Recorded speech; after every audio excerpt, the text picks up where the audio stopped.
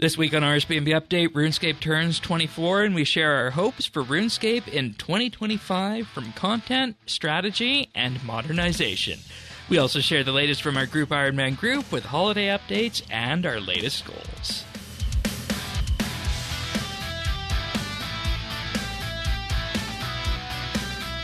This is RSBANDB Update, episode 1020, recorded Thursday, January 9th, 2025. They let us eat cake.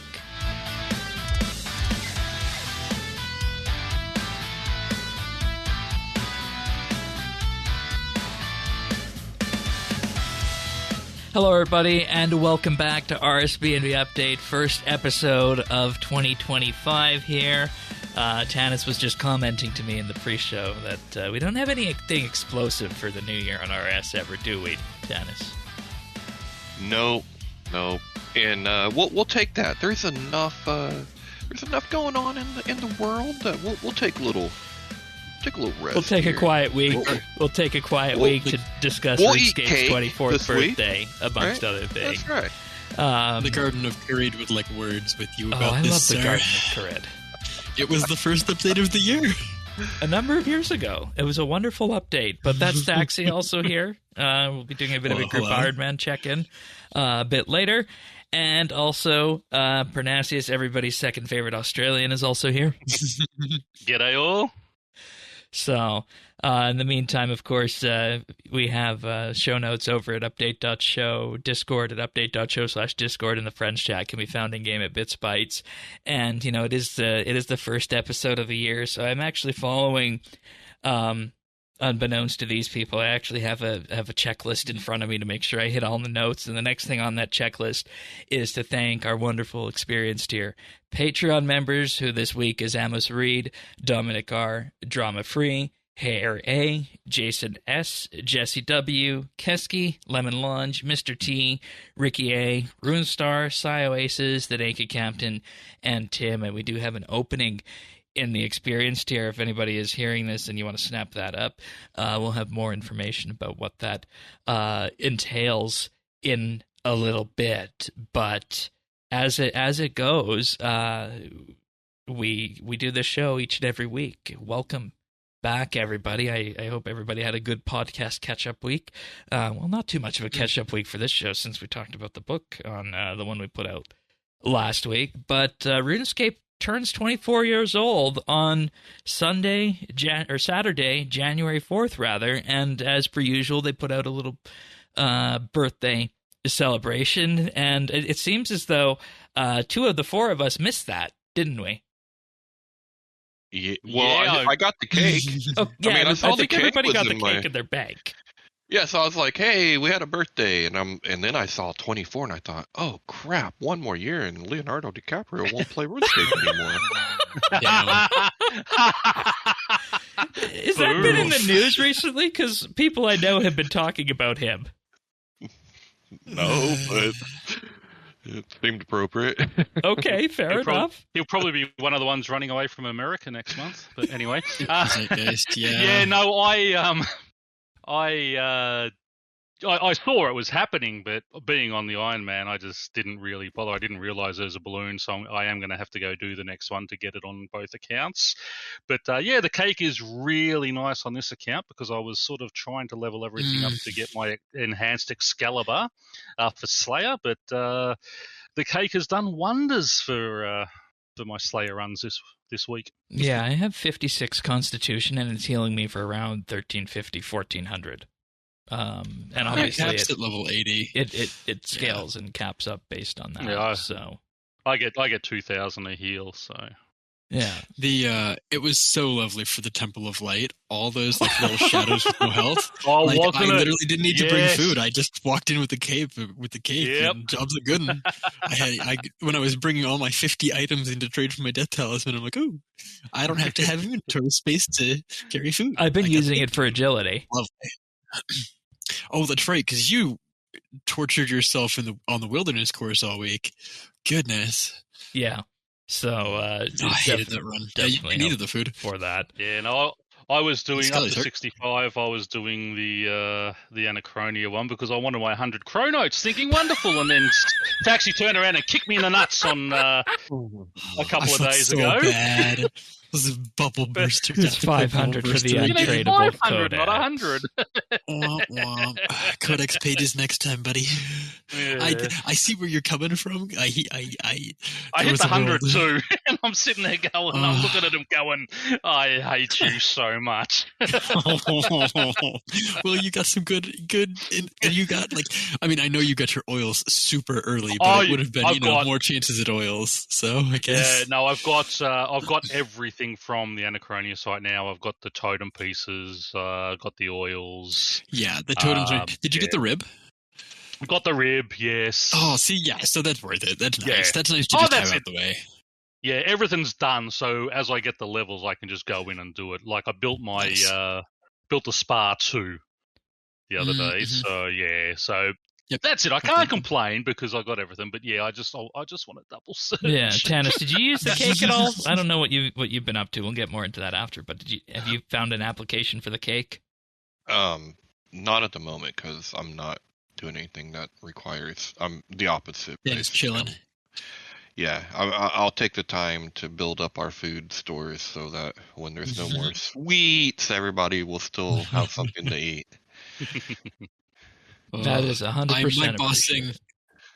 My bossing era starts, I think, a little over a week from now, Oh, and that's I will be wonderful. burning through your food stocks, Tanis. So they will be greatly appreciated. There's also the anniversary balloon, a golden balloon with the RuneScape bar, and 3 other ones that you pick up from popping the balloons on the lodestones whenever they drop. And this was happening every half hour on the 4th, but it will also return if you missed the balloon on the 13th, 26th, and 31st of the month. Nice. Every half hour they'll be appearing at the lodestones. And we were having a bit of a discussion about this, and I didn't get it yet on my main, and so I'll have to take note of this. But both of you were saying that you got the balloon on your 10th, or you got the drop on I on got your it on 10th? both accounts. Both accounts. On my 10th balloon. Okay. Yeah.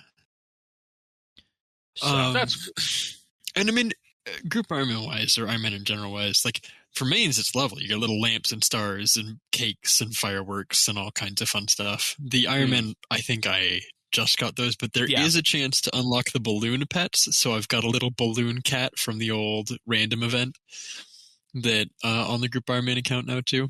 That I think can override. I think it's good enough to override. No, it's not. It's just. we'll a talk follower. about pets Okay. later But- in what we've Yeah. been doing.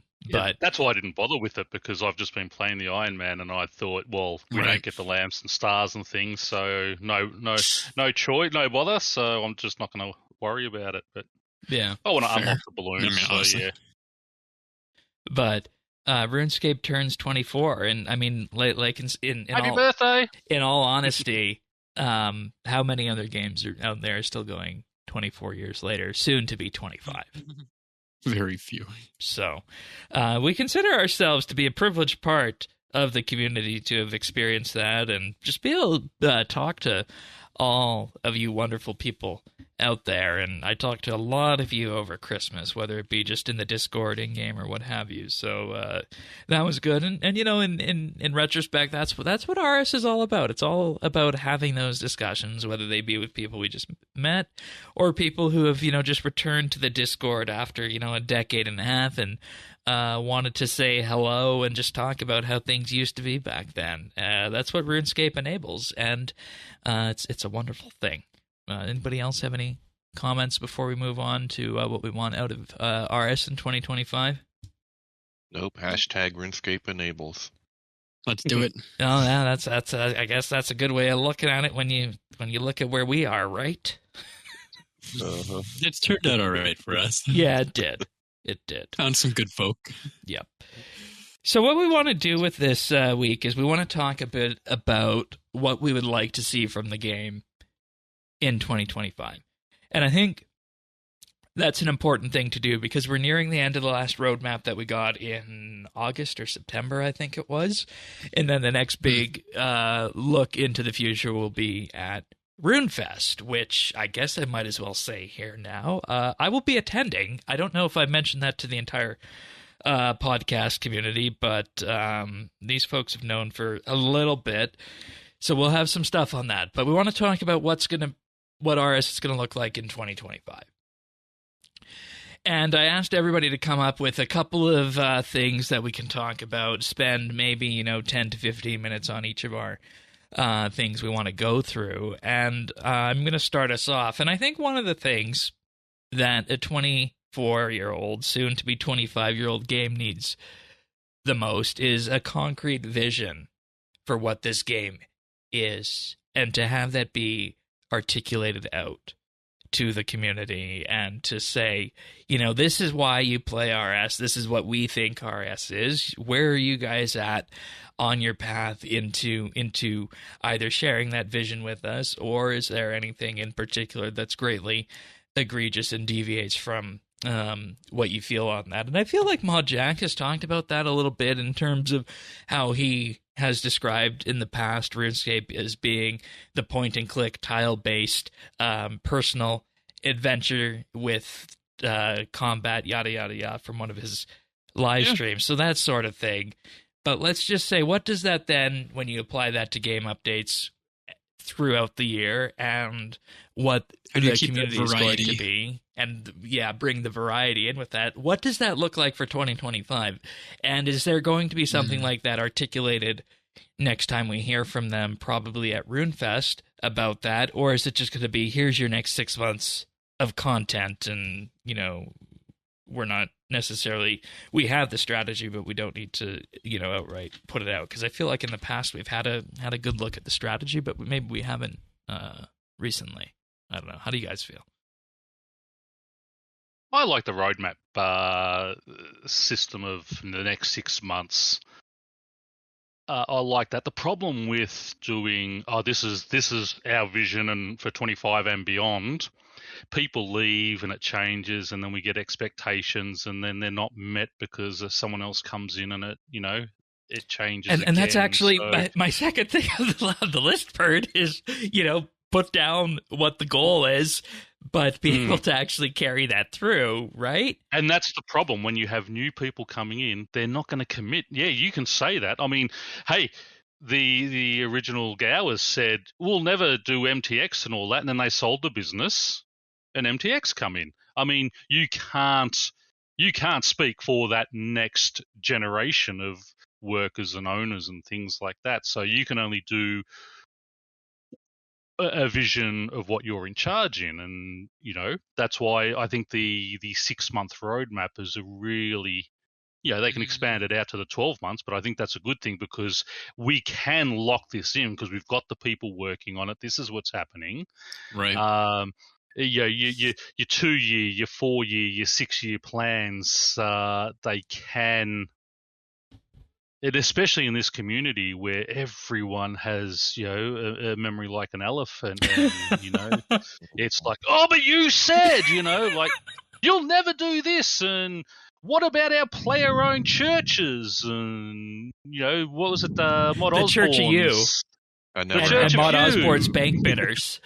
The bank bidder, yeah, exactly. And people still talk about those. When are they coming? Why didn't we get those? Well, it moved on. That was, it was just something different. Yeah, so. and like I see that each executive producer and band of leadership they've had has added something, unique to it. Like when Pips was leadership around the start of the Sixth Age, I think it was, that's when, we got Bonds to tackle the real world trading. When Mod Warden was executive producer, we got a new fit and finish towards updates that has persisted, both in terms of the, I know people love to make jokes of it, but I think the game is a lot more stable and a lot less buggy than it used to be. I don't know if I'm just biased on that. No. Well, and you know what happened too, like right before Bonds, there's something else that you don't see in the game as much anymore, and that's bots. Yeah. Not visible really bots anyways, yeah. Yeah, they had to kill that because it was going to kill the business otherwise. So. But it used to be, like, I know people, but it used to be like it was. Oh so yeah, incredible. you go to certain areas, you just know they're all bots. Yeah, they'd be following each other, right? Like it'd be like, Yeah. like And they'd run yeah. exactly that same pattern. It's just you just Yeah. watch them. It's just like I what mean, a bots even roll a out. couple of years ago, all the bots streaming into ED3, they just weren't visible to most players, right? Like that's the thing, is all the bots were doing things that you couldn't see or find. Yeah. And they hid them away. In addition to the fit and finish of Warden, we had Marcos last year, and I think he's still the EP. Brought in the community perspective of the game that drives old school but without the polling.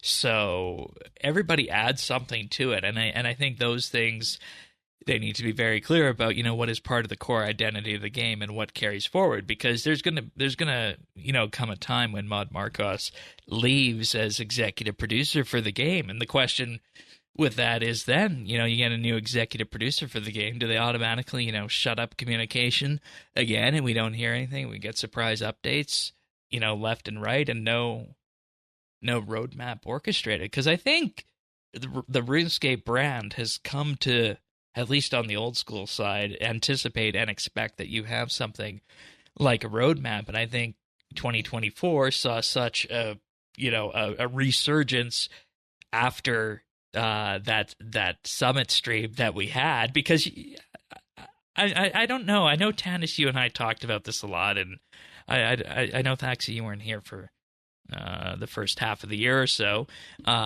in game. But what was your guys' perspective on the first bit of 24 when there was that content drought? We didn't know what was happening compared to where we're at now. Yeah, I mean, it wasn't an easy time. I mean, I still enjoyed the game, but it was just out there dog paddling in the ocean. You didn't know what was happening.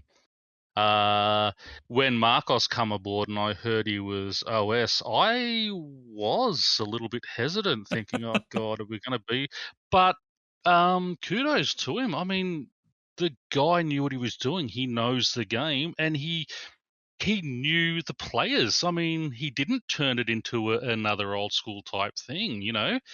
He valued what the RS3 players wanted, and we are different in a way to how the OS players are, and he understood that and kept it going. And that roadmap, this is what we're doing, bang. We can't commit to exact dates, but this is what we are looking at. He was blunt up front, said it as it was, and yeah, I take my hat off him. It is going to be a shame when when they do replace him and he goes back to just doing OS. I think it will be a bit of a loss, and hopefully the next person who comes in won't have the ego of, oh well, now I'm in charge and I can't follow what someone else did, because see that he was doing great work and was getting that faith back in the game from a lot of the community, and sort of follows on from what he was doing. Yeah, and that's why I say it's so important to be able to commit and follow through on a plan. Go ahead, Thaxy. No, I mean, from the community perspective, I honestly think the roadmap goes a long way on its own to fix those issues, because we know that stuff is coming in. Like, if they say, hey, like, Necromancy's coming out or something, and like, we're working on 8 quests to go with it, and here's like, we don't need updates on those things, but just seeing things on a roadmap for next month makes me unworried that I don't know what's coming this month. But also, I know what's coming because it's coming like literally 3 days from now. But also, don't let the roadmap people market Hero Pass as a major content update. Well, right, like that is the issue, is that we got to a point for a while where it was like, oh look, Hero Pass and then DXP are the big content, and like so again, there were big content droughts, but the fact that we see what's coming, I think, does somewhat help ameliorate the issues that like come with just not having content to give to us, because they're working on something where they're usually for some reason, and I think they did that for the last several years, and that's one of the things I want to talk about later, is like how the early part of the year has been for a while, right? And see, that's such an important thing, because you say we have content coming, they just need to hit those marks. Like we know, for instance, on Monday, this coming Monday, we have the first quest reopening up the Desert Series, and then at the end of this month or early February, we have combat achievements. Which is gonna be dope. And then that flies us through to RuneFest. So I don't know. Maybe there doesn't need to be, a whole grand vision and a manifesto orchestrated or something to that regard. Maybe a roadmap that just hits all the marks and markets content as content is something that just needs to become regular 2 or 3 times a year. To play the devil's advocate on it too, right? I don't know if you guys remember the old roadmaps, but it was I felt relatively confident any time I saw a roadmap that I could push back everything on it by 20%, just spread out that dev cycle by 20%, and they would be active. Like some things are like, this is scheduled for November, that's coming out in February. Just I know that's happening, right? Like, and from stuff that they said over the summer. There ever weekly behind the scenes videos? Yeah, which I mean, and I was fine. They've come along. Recently, they've done so good at actually like following through on what they said, and I think that also plays into how happy I am to just have like a quieter month sometimes, because like I'm consistent. I know that they're gonna stick. They've done a relatively good job, and when they do need to delay something, I'm not mad about it because they've done a good job recently with making good estimates. So I think general improvement and also the roadmaps have been great. Is just like we're doing good work. I hope it keeps up, like you're saying, Shane. Like, commitment to follow through. Tanis, I think you wanted to get in there. Then I'll go to my last thing. Oh, I was just saying that. I mean, I totally agree that I would always have to at least 20%. But I mean, I'm always fine with it. I think it's just nice, to know. There is something on the horizon. The major problem before was you just had no idea what, if anything, was coming. So I mean, and I think we're in a much, much better place, and some of this is gonna play into things that I'm looking at for next year as well. Good. And, I think I'd like one of the other big updates of the year at some point to be a horizontal progression update. And what that means in terms for everybody who plays is that rather than having something that you just play through once and then you're done with it, like a new skill training method at a certain level band, horizontal progression can be thought of as things that people go for that are in the category of like 120s, 200 mil, comp, trim, those sorts of things.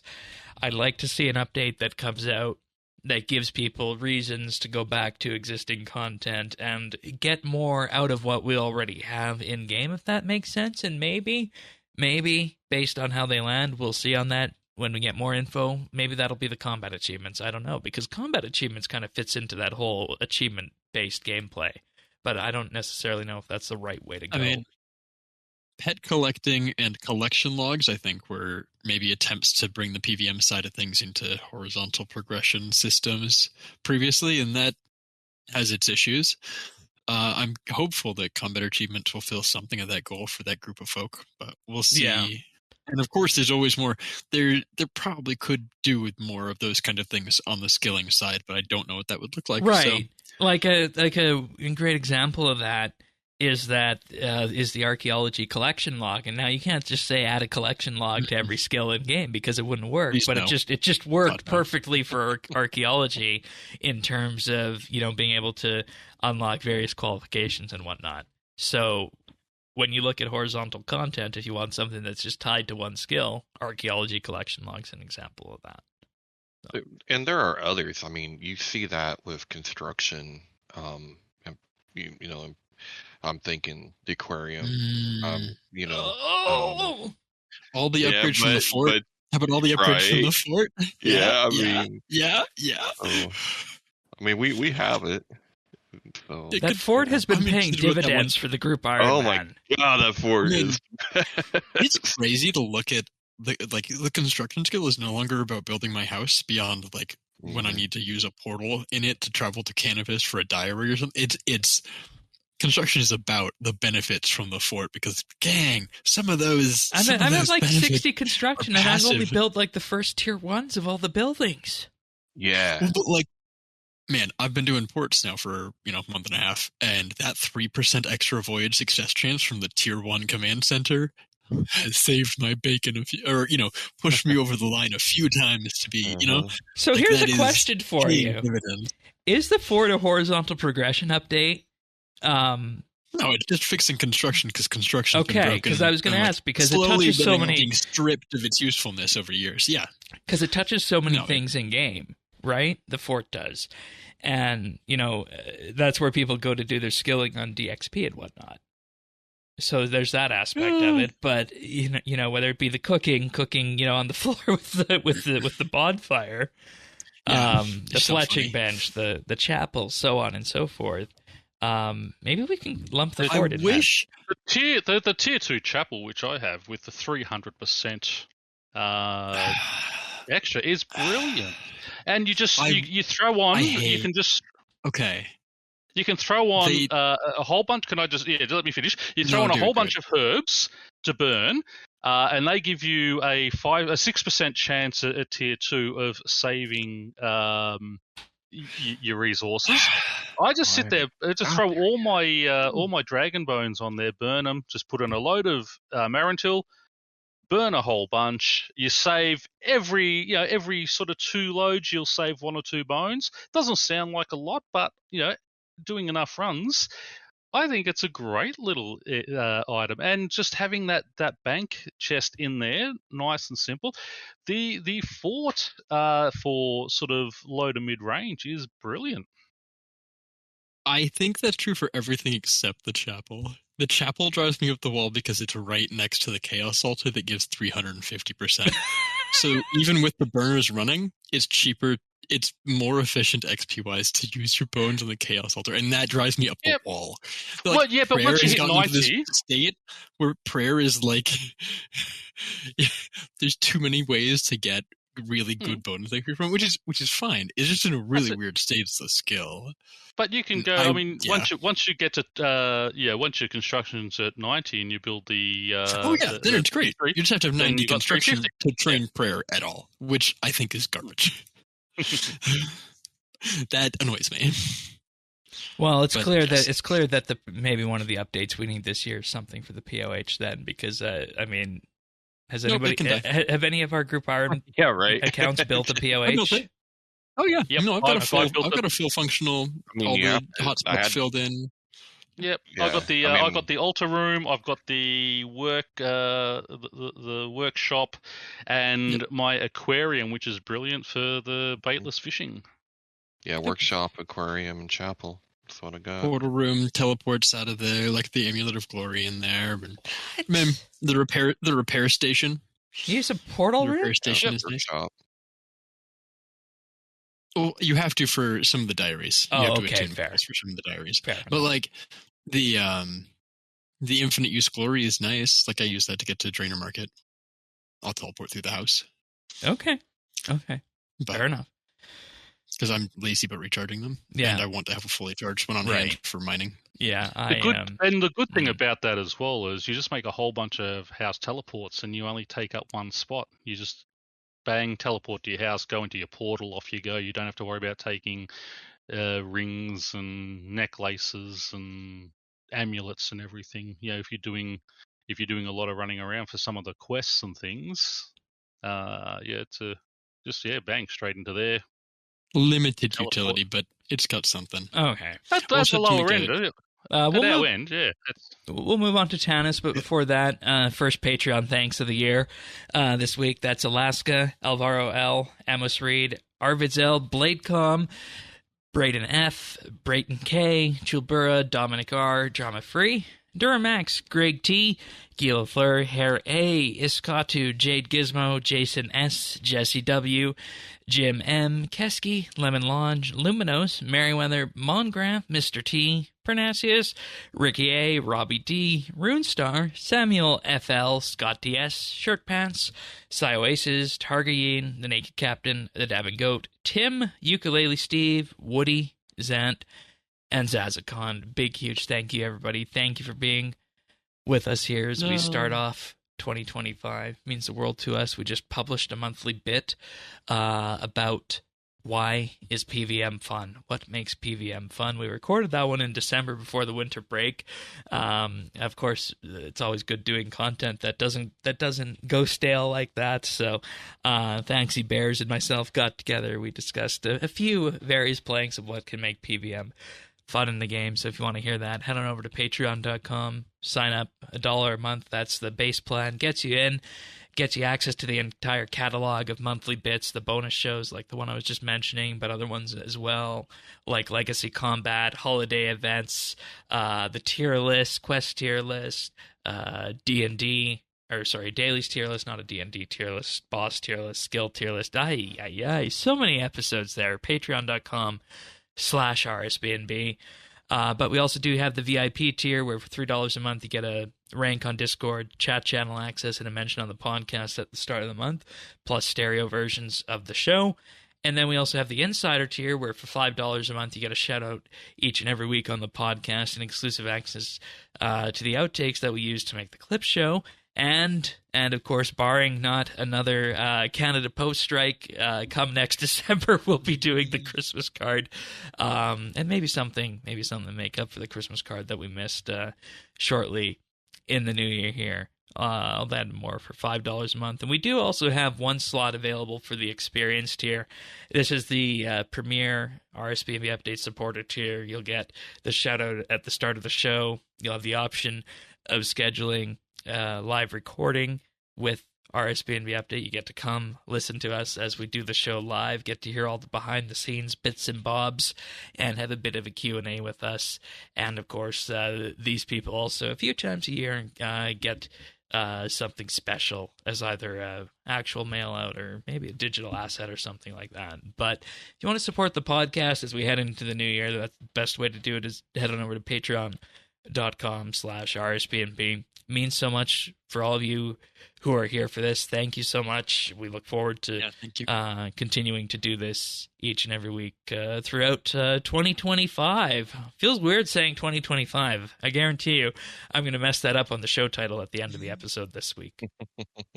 I want to double down on that mention for the bit from last month to the what makes PVM fun, because we had an absolute blast recording that. I think that's one of the better recording sessions we've done. I mean, at least that I've been part of recently, in terms of we just had the phone. It felt really good, and we went through like all of what like got each of us into PVM and like how this whole adventure started for all of us. Yeah, it was just I only have one regret about that. Oh, if we would have done it 1 week later, we could have had David on the show. That would have been. I know we didn't realize he was available. That would have been capstone as somebody who so involved in the show with and involved in PVM to the point of like physically hurting yourself as he did with AOD. So his story is that he wound up having to ice his wrists after AOD came out because he played so much. So I don't think any of us are in that category. But Tanis, what do you got for your 2025 wish list? All right. I'm gonna get into it. I'm gonna get into it.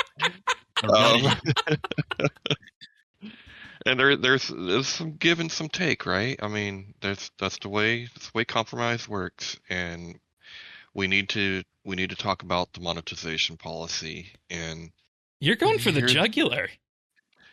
I mean, let's rip it off, right? Like, because there's some things that I want to see. Look, it's been entirely too long of just bitching, groaning, griping about microtransactions. Oh, did you see the kerfuffle over Christmas about the Aurora Santa hat?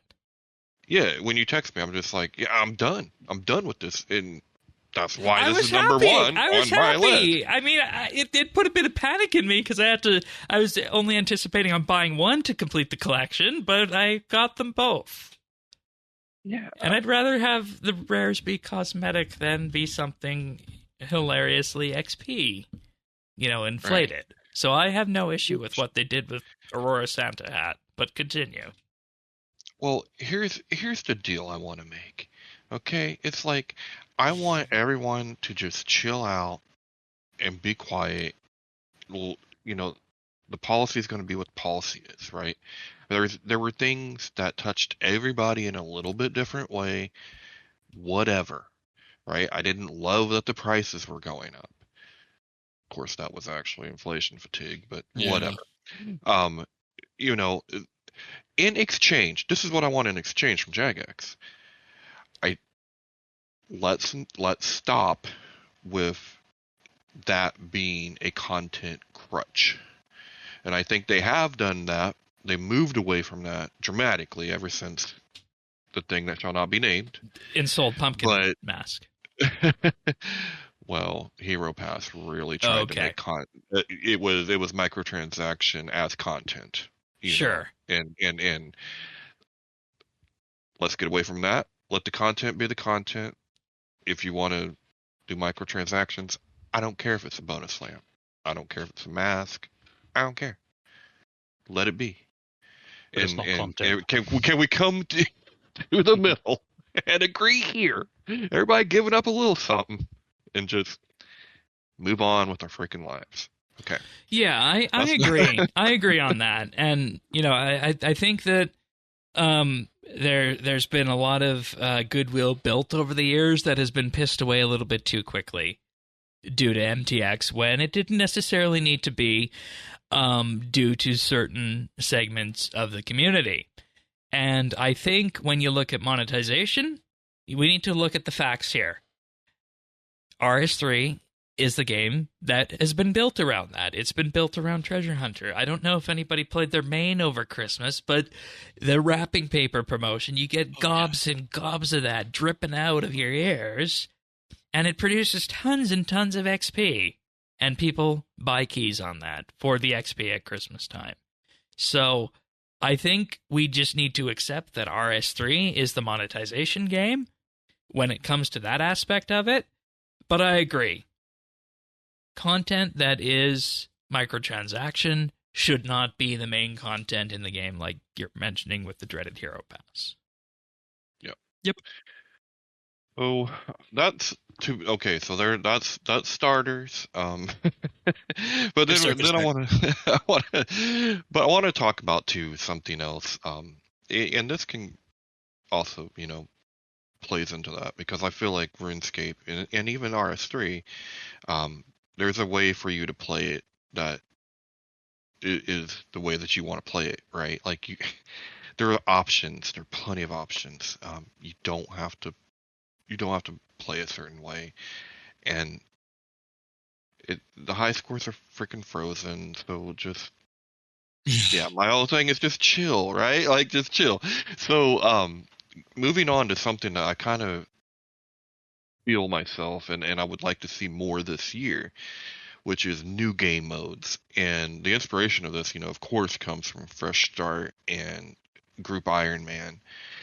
Those things in the recent years have been the things that have pulled me in and got me more excited and playing more than any other update. And it's made me realize that RuneScape really is the game about the journey and playing the game and going through the content. The in-game, if you're not just into you're really into high-level PVM, it is just the grind. It's just the grind. Yeah, that's what I was saying. With 120s, 200s, comp trim. Like, what do you got beyond that? What is the end game if you're not doing PVM?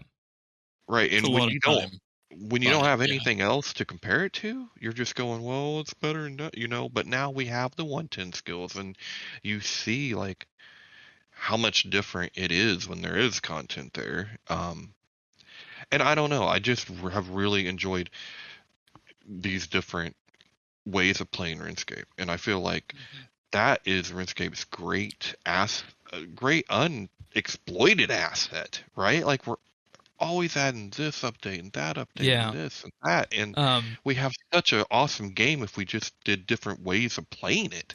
To your point, I was talking to somebody over the break. You can tell I talked to a lot of people over the break, who was saying, Leagues is happening. I wish RS3, had Fresh Start again, because it would be fun to, get some of those capes and whatnot. And then I say, Fresh Start also had the boosted XP rates. And he's like, what? I had no idea Fresh Start had boosted XP rates. I would have jumped all over that if I knew it was going to be like that. Yeah, well, remember, not like people... Leagues, but, not like Leagues, but kind of, same vein. 200 Dragon Bones to get to 70 prayer was great. But when you look at it from that perspective, and maybe we need to bring, we have this internal debate here where we kill off all the monthly bit topics that didn't make it from last year. And one of those ones that was sitting there from last year that didn't make it was temporary game modes.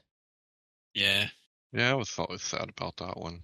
Yeah, and I mean, maybe that needs to come back at some point as some other thing, because it feels like that's a discussion that's waiting to be had here. Or, hey, maybe given, the success of Raging Echoes and Trailblazer Reloaded, maybe you just copy and paste Trailblazer Reloaded over to RS3 with some XP rate changes and whatnot. I don't know. Yeah, it just feels like, I don't know. I've really enjoyed going through the game. It didn't feel repetitive. It wasn't boring to me. It wasn't, and it made me think, oh, like other RPGs, RuneScape has this wonderful, and if we could just experience it in different ways, you experience it in other games by different classes or, whatnot. Right. But you're doing it over and over. You play the game on 18 characters instead of just one. Exactly. And I think we could use a little bit of that, because that has been the most fun I've had in last few years. Thaxy is the other person here who's done Leagues in the past. What do you think of temporary game modes and whatnot for RS3, whether it be Leagues or something else? I think it's really hard because you kind of have to guess who your audience is going to be for it, right? Because it's I think that was part of the issues with Fresh Start, was that the old school leagues are, and the thing you hear from people, it is well, okay, this is cool, but I also wish I had this thing that I've now unlocked on my main account. And so for the people who aren't maxed, it pulls them back to the main game a little bit. And for people who are maxed, it's just yippee yahoo vacation time. Something else to do. I get to relive the early game without the grind part. Yeah. And for old school, pre-unlocking all of the quests and a lot of the they make a lot of it very streamlined, so you reach end game. It is streamlining you to end game in a limited fashion. You could be killing bosses in the first 2 to 3 days of Leagues if you know what you're doing. Oh, totally. So,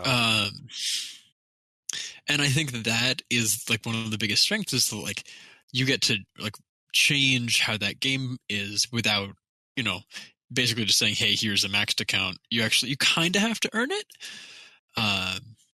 Yeah, and I would love to see RuneScape. I would love to see us do more of that. Yeah, and for people unaware, Leagues caps out the current one that's going on at a 16x XP multiplier. It starts at 5, then goes up to 8, then 12, then 16 as you progress through the achievement tiers and whatnot. So 32 times for combat too, which is again you don't have bonkers. to do prayer training, because it is the exact same prayer model we have. There are very few changes. Prayer training there is disgusting. It is 32 times prayer XP is a little nuts. And that stacks with altars and whatnot. And again, that's the power fantasy, is all this stuff that I get to grind for here, I just get to kind of have fun and go do. Right. And I've been thinking about it a lot back and forth with Group Ironman stuff, and based on how much faster RS3 is, even without Treasure Hunter, I don't know if boosted XP rates in a RS3 kind of league would work. that's the thing is progression wise, like we progress about 8 times faster than old school. Like Yeah. just complete honesty, we do. Like that 8x league multiplier, how fast you move through skills feels similar, and it depends very heavily skill to skill because we train things a lot differently than they do. But I also want to do a reminder that old school tried a lot of different temporary game mode formats. Like there was a handful of things like Dead Man that, like, obviously they still go on. Last Man But they Standing is one of my favorite ones to look at, that if I was more inclined, I would take part in. I mean, that's just a mini game, but Oh, I must be thinking of Dead Man then. I think you're thinking of Dead Man. And I think that people don't always love the PvP parts of the game, which understandable. But like even they tried leagues in different formats, and that didn't always work out. It's like they found something that works in particular. I think you got to be really careful because it probably takes a good volume of engine work and dev time to create those things. So I think it's something they need to be really careful about. But if they can put some really good work onto the front end of it before they start doing that engine work and like really come up with something cool, like people would play it. And absolutely, you know, that I think it would be a good. I would love to have it. That's all I'm going to say. Yeah, and So I just would a love to question have of it. how to do it properly. Remember Darkman? Darkscape. Darkscape, I yeah. mean, that would have Yeah. been good as a temporary game mode. Oh, yeah. They sort of tried to introduce it as a whole new gaming system, but imagine that as Yeah. a Kinda what 3-month Deadman or a is. 6-month run. Yeah, That's I've kind never of what played it, Deadman so is yeah. for old school. Okay. It's Yeah. that like you earn massively increased XP rates, like disgustingly increased, and a lot of stuff is auto completed for you. But it's PvP everywhere, and if you die, it's part of your account value, and things get transferred to your killer Hmm. and XP and stuff. Yeah, but just having like you can only do this and use this bank. You know, the banks are separate in the different areas and things like that. That was an too. interesting idea, but yeah, it wasn't. It's not the type of game that is going to be long term. It is a very limited, 3 to 6 month type. Give me a game. like you can't bank, but I get 400 times XP. Like, you know, like they could come up with all kinds of things that just spitball. Well, and wasn't it Dimension? Oh God, the Dimension of the Damned was the Damned. temporary That was- PvP thing. But it was fun. Oh, forgot about That- that. That was brilliant, but they had screwed up fun. the final. Yes. I love that. They Yes. screwed up the final, Yeah. and then they panicked and said, Yeah. "Oh, well," and stopped it. If they brought that back as it was and didn't do what they did in the final, Yeah. they would have a brilliant, Yes. game mode they could do every summer and winter. Yeah. It Again, was fun. Dead Man. Look at what they've done with the Dead Man final, because that has been plagued with DDoS attacks and But that's old school. they've That's had old troubles. school.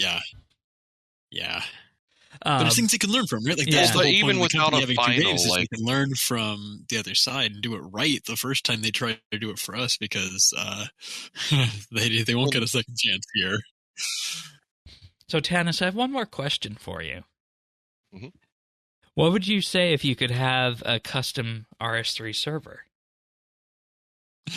Oh, where Project Xanarus 3? Like where you can set up your own types of XP rates, game modes, locked instances, and whatnot. Because that's another thing old school is doing, projects in RS. that? I mean, it would be. Because that's kind of amazing. on the same temporary game mode thing, just a bit different. That to me though, it reminds me more of a Steam Workshop. Mm. I mean, but it's fine. I mean, I think it'd be cool. But I would like to see. I want to see it backed and done kind of by Jagex, right? Because otherwise, It is. Yeah, Xanarus is Jagex. Right, but I mean- the other progress service for old school. Yeah, it is. It is going to Right. be 100% sanctioned by Jagex. Well, that's good. Yeah. Because I mean that's obviously the first concern, and that's another thing that I remember from a few years back on being on people's wish list, and yeah, well, I'm glad old school's getting it. They couldn't do that for RS3 though because of the first thing I laid out. Yeah, so let's get to Modernization, yeah. I like how you tied this all together about listening to player feedback and whatnot. So what's this last one? So the last thing, I think Jagex finally, they've hit a good balance at the last part of the year, last quarter or whatever, at listening to player feedback on content that affects that community. Maybe some old school influence there too. Right. And what they've gotten away from and what I want them to continue to stay away from is this, and this is just me, obviously, but it feels like it's a very content creator oriented view of the player base. Whereas they're like looking at them as they represent as representatives, right? Almost like representative democracy or something, but it's not. It's more of the tail wagging the dog, and it led us into some real shit last year, and so. Can you give me an example? Okay, maybe 2 years ago, but I mean, pick one, Shane. But HP. There's Hero Pass. Yeah, I mean, but it's always stuff like that, and the focus on the negative is what you're talking about from the content creators, the clickbait. Yeah, I mean, they're usually the one that is leading it with the monetization stuff. Otherwise, it'll be things that are in particular to PVM, right? Like something will have gotten a correction. Oh, like Secondary Shot. Yeah. So that's the thing, continue to do these reach outs with the emails and the surveys like that and stuff, because I feel like that's a better way of gauging the player base. Listen to more than just Reddit and the YouTubers who need to be angry to get clicks. Yes. Exactly. I mean, we all remember the old 4-tick magic problem where they're going to fix that up. Speaking of, and then they said, people were jumping up down. Yeah, they jumped up and down and screamed about it. So they actually made it part of the game because there was a minority who were screaming, and they listened to them over and above what was best for the other 96% of the game. Yeah, and I feel like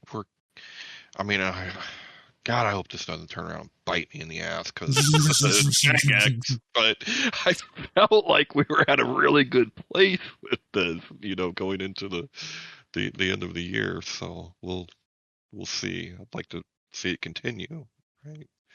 All right, Pern, how about you? Yeah, I mean, mine are a little smaller in what they're doing, and just things more like.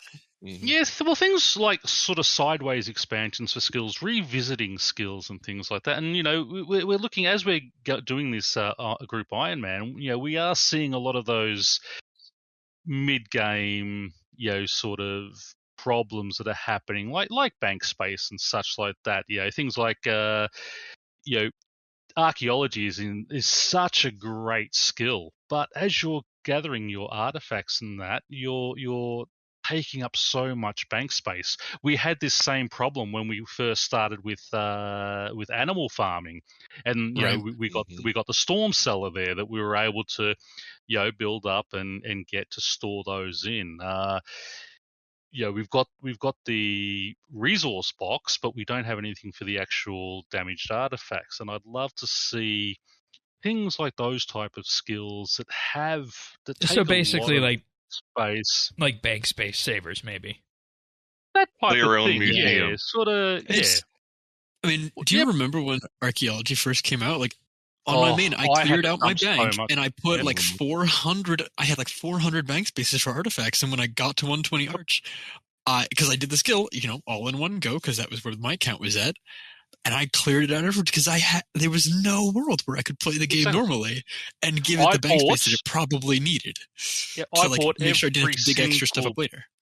I bought every single bank space available on my main when Arch first come out, and still didn't have enough. I was still running out and having to drop things and throw things out and things like that. So I'd love to see, sort of that on some of those older things, just revisiting, some of the stuff. Things like, as I said, like the archaeology. I mean, things like the fishing box that we get from fish flingers.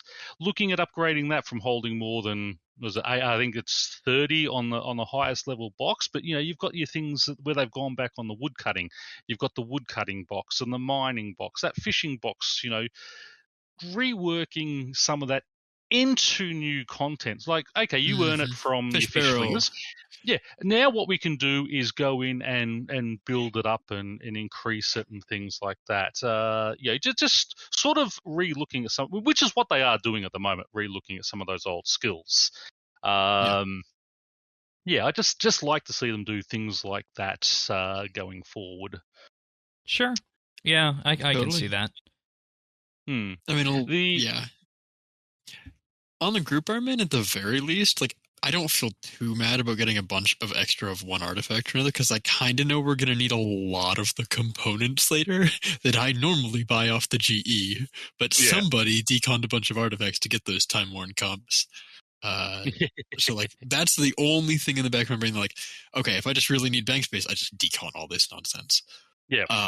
But I don't want to do that if I can avoid it. I might not at the moment. Exactly, not at the moment. Because we may need that down for something. Yeah, we may need to sell it to buy chronotes and things like that. So So a storage box would that type of thing. Just little 60 slots in the Storm Barn. Perfect. Let me buy it with chronotes. Yep. I love it. Buy with chronotes. Build it with construction. Away we go. You can tie it into other things. Another thing I would love to see, and I know this is going to be very controversial with everyone, but Yak Track 2.0 brought back. They tried the Hero Pass. Yeah, no, I love this group. Let's do it. I'm in. You sold me. Yak Track, I mean, the original Yak Track, and I'm going back to original Yak Track, not the watered-down version. What I would like to see in a 2.0 is one task at a time. No, between two skills. No options. No, well, you get the two skills, or you have that third one, which is just very basic earning. So you have your three ways of doing it. You can do the people who don't really want to get involved can still earn things through it, but have those rewards there for the people who want to play the content. Like towards the end, where I was having fun. I'm going, okay, this is what I'm going to do. I'm going to go do that one. I'm going to do that. Yep, okay, I'll do that. No, I don't want to do that one. I'll do that one.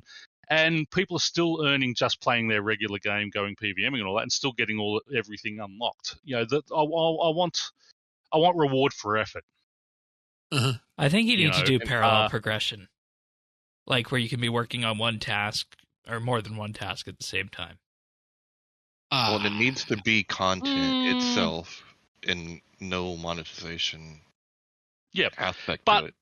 Great. Oh well, I don't mind. Okay, you buy the pass if you want to get involved. Also, for better rewards. Also, this brings up another problem with the game is that I would like nothing more than to have a battle pass be 100% cosmetic. And that's that was the thing that I was saying with Yak Track. It can't be all about XP and things like that. Proper cosmetics and that's why you work. Yeah, and for people who have really dedicated and gone all in and done it for the 3 months, there's probably only going to be 20% who'll get that reward at the end, the very last one. But have it so that it is that sort of elite type. Yeah, it should look legendary on that. But I think that we would have just get the community angry. I think we have a problem. You might be right, but that our character model isn't able to support those kind of cosmetics that look good, because a number of the recent, new cosmetic items that have come out have clipped through our character model. Yeah. So they've been doing a lot better. I'll give them credit for the last few kind of cosmetic type outfits they've released have been a lot less bulky and a lot less Play-Doh looking than the stuff they were releasing through most of the Yak Track, to be honest. If they did some of those kind of things and they updated it and brought it back with just cosmetics, I'm in. Yeah. I don't mind that. And again, I think a lot of it is having it just available as an option for people who just want something to do in the game. You know, you unlock it for the sake of unlocking it. The problem was people would race to get it done, especially later on when you could buy your way through tasks. I don't know that should be continued supported. No, and I don't want to see any buying tasks off. You have to do the tasks. But that's how every other battle pass in games works. Yeah. Yeah. If Jagex wants to make a buck off it, I kind of that, support that. But yeah. Like World of Tanks just announced today a new Rambo edition tank battle pass that you're going to obviously be able to, purchase your way through. That's starting up on there. So did I miss something about Rambo? Yeah, Rambo's going to be in World of Tanks. Yeah. I think we could debate for. Honestly, we could do a full bit. I think we could do a full bit designing what the correct way to do a Yak Track looks like in 2025. I think that would be an excellent bit topic because we could go about this forever. Oh, for sure. On the plane with it, Pern, if they brought back Yak Track or something like it this year, I would be happy.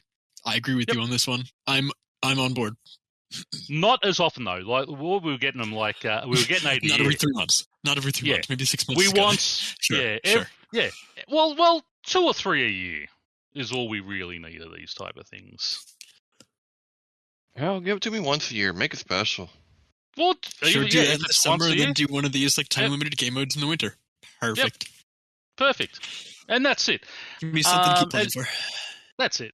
And that's it. And then your monetization type things, as Tanis said, it has to be there, but this way you can sort of make it as a content update rather than, oh look, we're doing this on Treasure Hunter this time. Look at how good, and it's like that's the only thing I'm getting this week.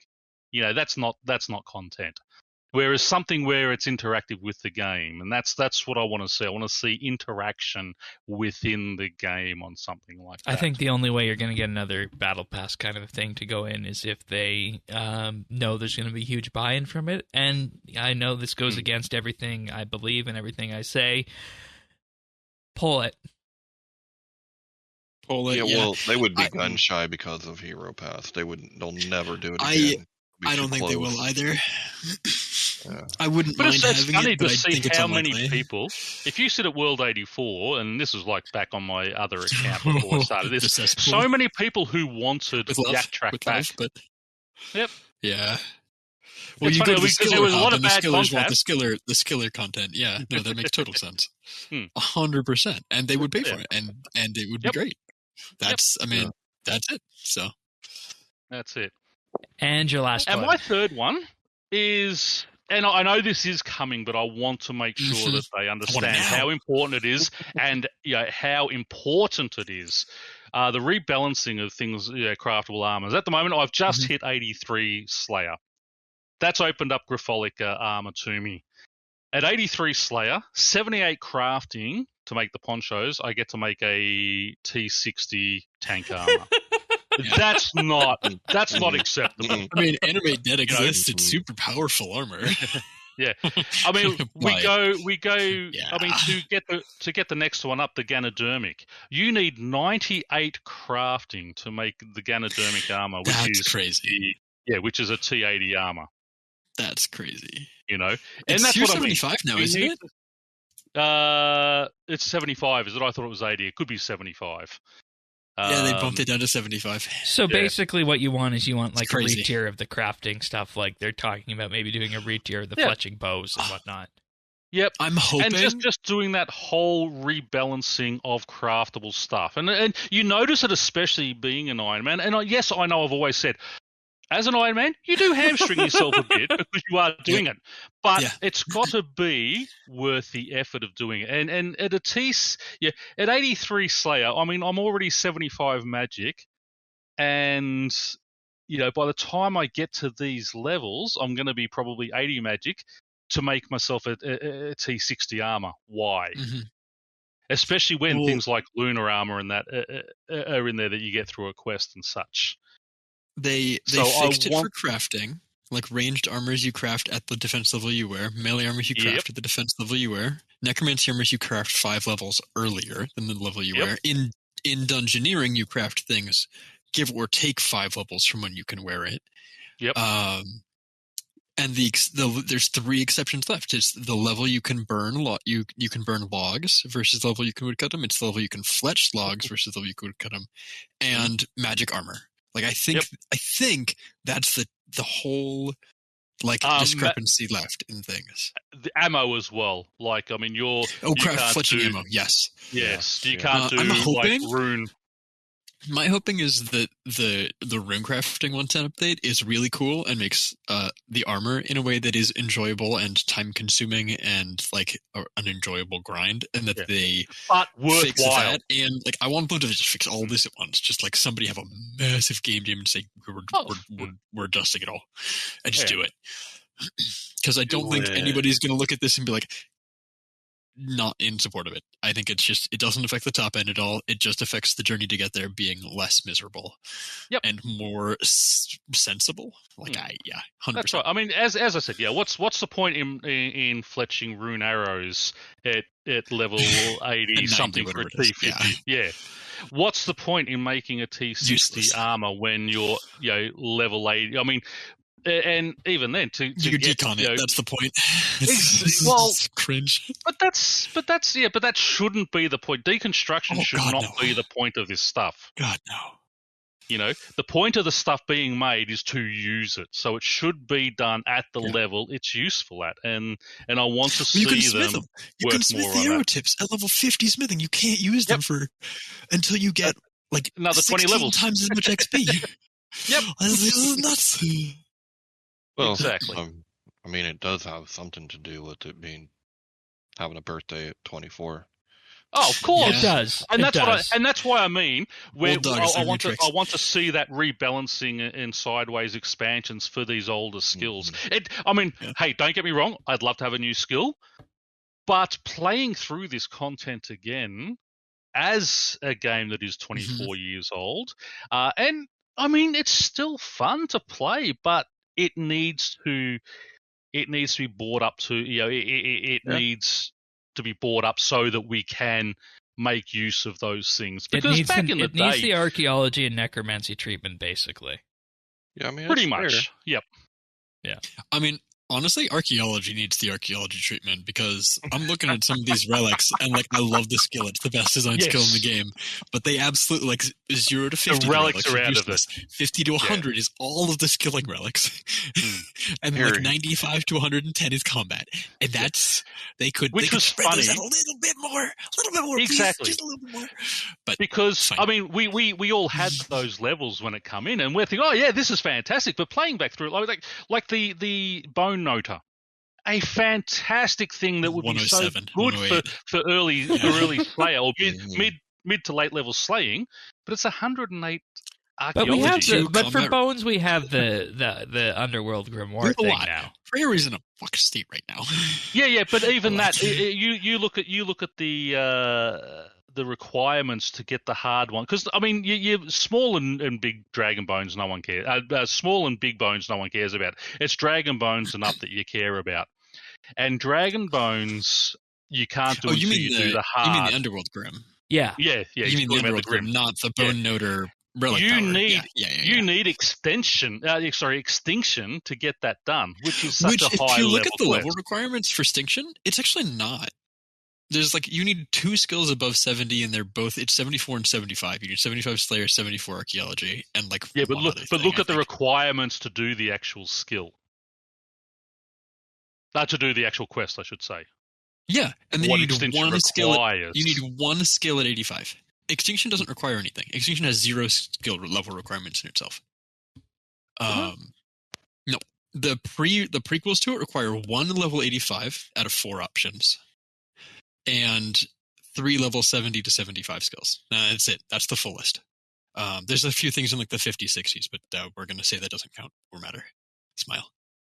Extinction is actually like I could do Extinction this weekend if I wanted to, and I would just be training archaeology until then. As an Adra's quest, Battle of the Monolith, City of Santistan, Yeah. Eye of Yeah. Het 1 and 2, Yeah. Desperate Times, Desperate Measures, Yeah. Sins of the Father. A None of those have complete wrecked. base. Oh, that's just true. Oh, okay. I did None not of those have realize that. wrecked. I just looked at the list of the quests that need and thought, Jesus. No, yeah, none of those are wrecked. As you would. I'm gonna be doing most of those tonight. Actually, the Elder God Wars is on my docket for tonight. Oh, that sounds wonderful. What's on your docket for 2025? Me for 2025. I have a few things that are like smaller that I wasn't sure. I mean, I will always and forever be on my high horse about the drops in this game are too rare for people to actually use. Yeah, them bad luck on mitigation or something like release. that. Not even that, just in terms of like, I want drop rates to be like, I like the drop rates of like the tier 95s out of the Sanctum. That's like appropriate for solo content. Yeah. I dislike the drop rates of things from the gates. Like, I think that they've done examples recently where they do good with this and where they do bad with it. Yeah, that's fair. And I want them to do better.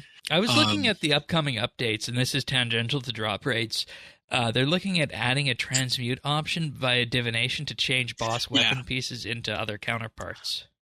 That would be only awesome. for things that are not already curated or that are already curated. I think there's some.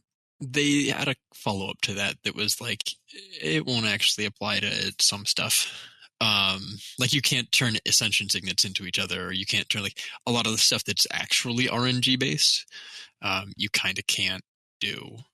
That would be specifically for like things that are tradable as pieces, like Inquisitor staff pieces. Yeah. Or pieces of the Bow of the Last Guardians. Like, not quite helpful. And again, I just think drops are too rare. And that's all I have about that. Yeah, I I've agree, beaten 100%. that into the ground. So I hope that, and I know that some of the combat devs have mentioned and brought that up before, and I hope that they keep banging it home. I think that the Sanctum was an experiment for that, to see what happens if they make the key drop very common in the wands. And I hope it went well that they can redo it like that. I don't even know if that was an intentional experiment, to be totally honest. I think they didn't realize how popular the upgrade to tier 100 would be. And I think the number of people hunting for the upgrade to the like Shards of Genesis is actually just driving the tier 95s to be more common than they probably intended. I don't think they expected as many people to be killing it as they have. I'm actually kind of confident that was a mistake, because the price of those Wanton Orbs has doubled since we talked about it in December. Oh, wow. Okay. So I think people have kind of realized that, or people have gotten their tier 100 drops and left. Or the price of that tier 100 drop has lowered and people have left. Either way, TBD on that one. But I like how common they have become, and I would like to see that for more updates. Intentional or not, good job. My next thing is a little closer to what a few of you guys have talked about in terms of cadence, and specifically, I want them to do Q1 and Q2 cadence. So the first half of the year. Looking back at the last 4 years, the major releases, what I would call, top 10 updates of the year, we have not had more than one. Maybe you could argue for a second, but generally speaking, not more than one in either of the first 2 quarters. The first 2 quarters have been very quiet. Maybe an additional training method here, maybe a quest there. But in terms of major updates, it has been very, very, very heavily focused towards Q3 and Q4. Game modes, like all that stuff has all been end of year, yeah. And I think the roadmap with like 110s coming out and other things is showing that this year we'll have a much better balance there. But at the end of 2025, I want us to be able to look back at the top updates of the year and say, hey, first couple quarters, we had all these things, and we're going to look back and say, wow, that was this year? That was also this year? Like, I want more of that to be happening. It's almost like I chose to do this episode so we'd have a basis for a year in review in December. Right. Well, and I want more of our year in review in December to focus on the first part, because I think the last 4 years, I think since Archaeology's release, full second half, yeah. It's been very second half focused between like all of the bosses leading up to Necromancy and the Necromancy release. You go back before that, you have like the Fresh Start and Hero Cross, and it goes back further. It goes back to Menopause here. Maybe my brain just catches Archaeology and it's like, nope, that was a great fat update in the middle of a pandemic. In like, they did good. They cooked in the first quarter of that year. I had content to play. I ain't mad. But like the trim comp human in me that like is the achievement hunter and all the things, like, man, let me tell you, I've come back to the game most summers, or at least over the past few years, and like caught up on things. And I had very little to catch up on these last few years, taking the first half of the year mostly off. So yeah, I hope that they do that just cadence-wise, release cadence. I want major releases, and it looks like they're on track for that, like starting potentially Monday. We'll see how this quest goes. Which is my next thing, which is how they've done quests kind of a lot recently, in that, like, yes, they're trying to make new storylines, but they keep bringing in a lot of new characters, like the whole crew for the fort and a whole lot of the like stuff, and they've been great. But I really want them, especially as they're finishing old quest lines like the desert, I really don't want them to bring in any new characters. Like, I don't need to have a oh my gosh, what's her name? Sirdoin's daughter. I did her whole quest. Adrestea. I just don't want an Adrestea in this. Like, if you need a person like that, make Misa a new character model. Like, I'm hoping that they take the time to actually develop and make dynamic characters that have changing personalities that we actually grow to like from the cast they've already built. Like, I want this desert quest to be very focused on like Misa and Osman and Ozen and like the desert pantheon and you know, etc. And that whole thing, I want them to stay away from like throwing more characters at us. Just develop the cast you have, because it's already huge. Yep. And I don't know if that's good writing, and or I mean, that's anything been like that or in the plan. Like, that's that kind of been a growing trend that. since Signature Heroes, hasn't it? You know, bring in a new cast of characters, use them for a bit, Yes. and rotate them out. Mm-hmm. Well, like, Xenia had an amazing character arc.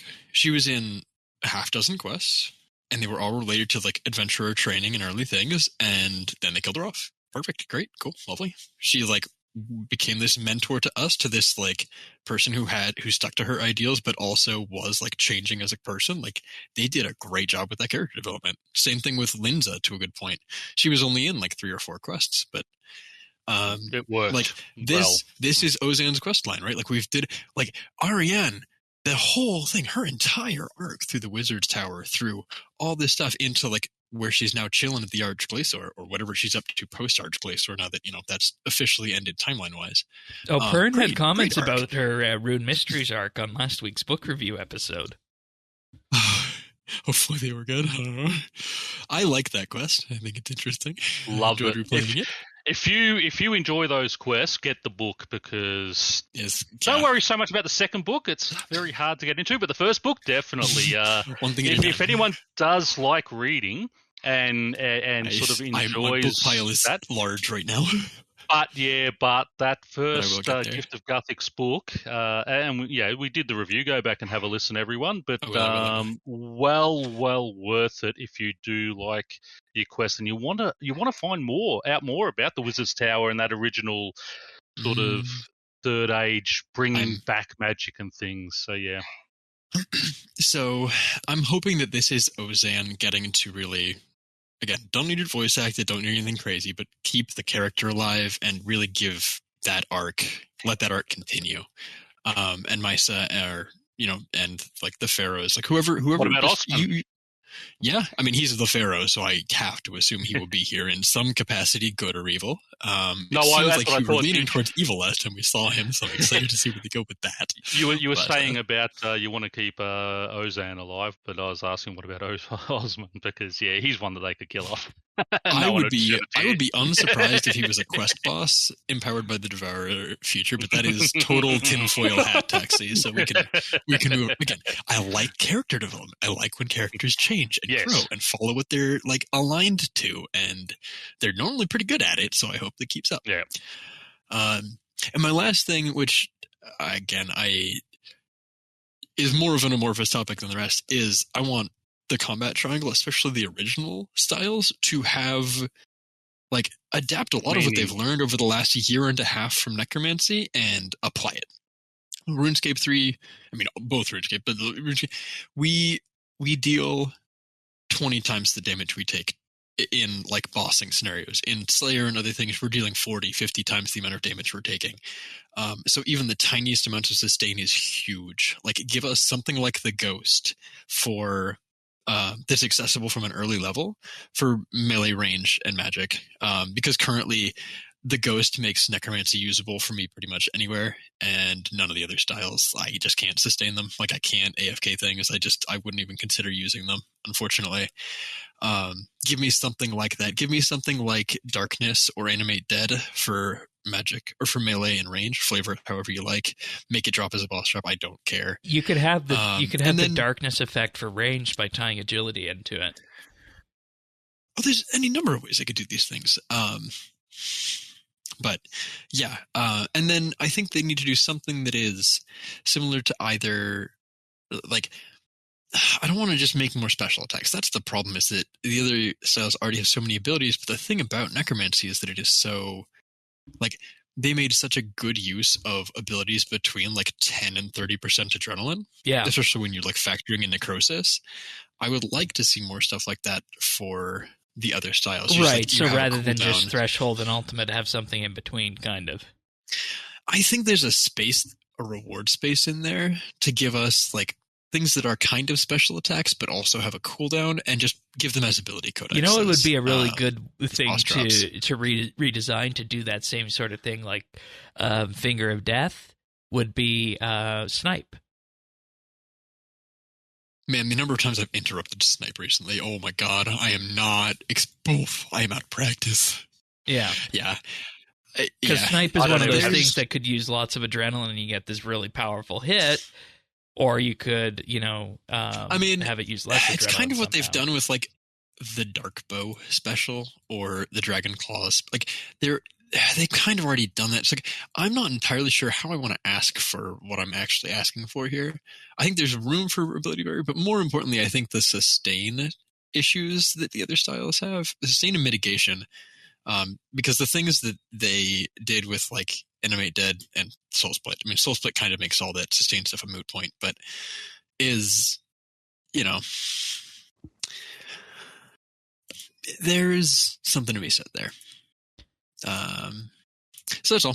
I think that they could use to give the old Combat's Triangle a little love. Yeah, and there's just so much more to do in addition to the crit chance changes, the way they changed accuracy and whatnot. But it's like, how do you do that without upsetting the balance and whatnot of the other styles that people are seemingly okay with now after the changes that they brought in last year.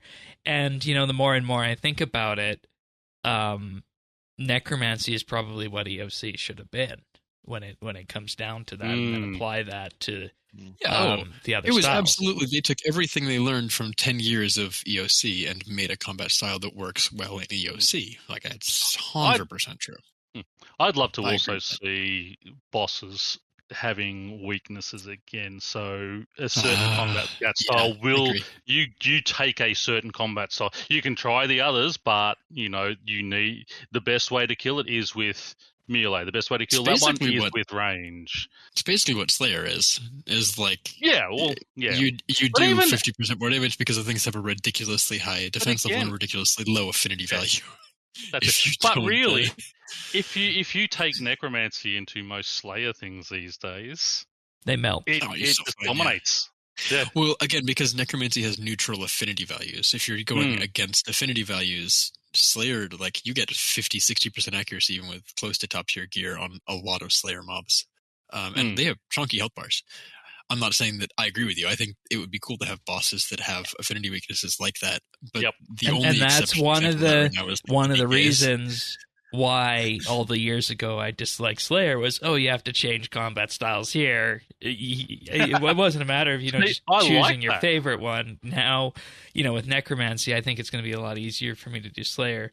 As a result of that. But, I think accuracy is on its way back with what we saw with the Sanctum and what we saw with the Profane Scabberites. I'm just to complain. I hate seeing tiny numbers. It hurts my soul to have 80% accuracy, and I know it's the same damage, but it hurts my soul. Oh to yeah, actually that's the see thing my that, big, huge, like the every time a finger accuracy, of death, like it either misses or you hit like truck. like the And this hit accuracy like truck. problem is what pisses me What's your off every nineties? time I do combat on old school. Yeah. But amongst other things, but with that, I think it's a good time to just talk a bit about what we've been up to over the break with our Group Ironman stuff, and fittingly, at the start of the year, my pen has seemingly run out of ink as well. I should have checked that before the year started. New but book.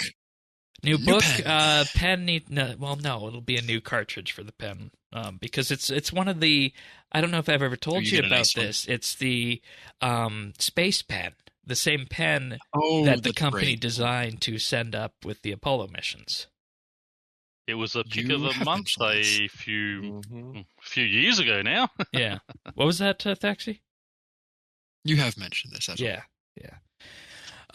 Anyways, Group Ironman story time. I'll start off with one, and I'll say that one of my big goals of Group Ironman, the new character, has been completed one day. I was just doing a farm check, and lo and behold, there's Brains, the farming pet. It's complete. Nice. It's complete, but presently on the path to 90 farming, we'll be getting that shortly after the show here, and then that'll be arc mushrooms, and we can really start feeding the zygomites properly now, and get the beans rolling in. But my role in the group has kind of morphed to being the farming and hunter person, whereas Thaxy, now you have the highest herblore level in the group. We were thinking I was going to be farming and herblore, but I'm the one that's farming your herbs right now for you.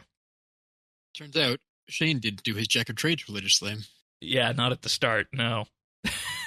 But I am now, and I mean that can be a topic maybe at some point, is that, is it necessary for herblore to have another trading method at the lower levels for irons aside from Jack of Trades? Or do we just accept that that's how it is? We're 100% cheesing it. It's just I don't think you're supposed to be able to level it until you get higher, hunter and higher slayer to get the seeds and all that. It's a pain because of all the hoops you have to jump through to be able to train it. And it's just, I say Jack of Trades. It's literally every experience source that you can choose. Every single troll one. invasion, penguins, troll invasion, Herbie Werby. All of the quest rewards, all of the diary rewards, everything is going to Herblore. And did you get, as I'm getting into the, that's for me for later, but yeah, you get a lot of XP. Yeah, it's an interesting conundrum to be in. But what one skill you can skip. Yeah. And, we are going to need it, and it's just good that everything will be group storageable eventually for that. And what I did over Christmas, and let me see if I can pull the screenshot up here. I built what I call the path, my Group Ironman path of things to do and whatnot. That'll get me covered through most of January here. And I got this up on a picture of it up on the screen. So I have meta tasks and whatnot that included things like Wilderness Hard, my Necromancy armors and weapons to tier 70 or 80, unlocking inventions, some task sets, and then those are broken down into subtasks that I pick up and work on. And one of the ones I just completed recently was the Juju farming potions, which involve 74 hunter. So that also, I took it to 75, so we have big game hunter now once I do some slayer. So presently on the docket for me is heading towards 70 agility, then sit down and actually do some slayer for the first time in a long time. That'll be interesting, I think. Mm-hmm. Should be a good adventure. No dummies for you. And since Earth isn't here, I will offer you one congratulatory nerd for your beautiful spreadsheet. I should use the Raptor, right? What? I should use the Raptor for At my the Slayer beginning. Master? At the beginning, no yes. Yeah. Okay. Yeah. He gives points that scale with your Slayer level, so his points are kind of garbage early on. Okay. So maybe Keldart but you then. do get extra. you do get some extra XP from being in the wilderness. You look at their task lists and see what Yes. seems interesting to you. Yeah. The Raptor is going to be really nice because if you have the Salve Amulet, a lot of his tasks are plus 20% damage from the Salve Amulet, which doesn't stack with the Slayer Helm, which we don't have yet. That So, quest has not been done yet. I should do that at some point, but I kind of got burnt out on that quest because there was a chart to do that one in old school, and that was one of the last quests we did before let me Christmas. tell you, you will one-shot the boss on RS3. You do not need to bring food.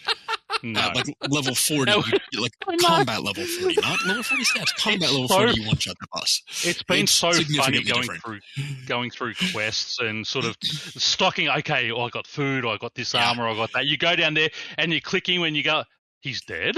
Oh, There's been a few exceptions, but there's been a lot. A couple, but most of those old quests. Old school, you have to bring a full inventory of sharks. And actually be careful. And no, we just one shot the man. It's the boss fight is not the problem. It's just navigating the maze. Like I went down and did horror from the deep.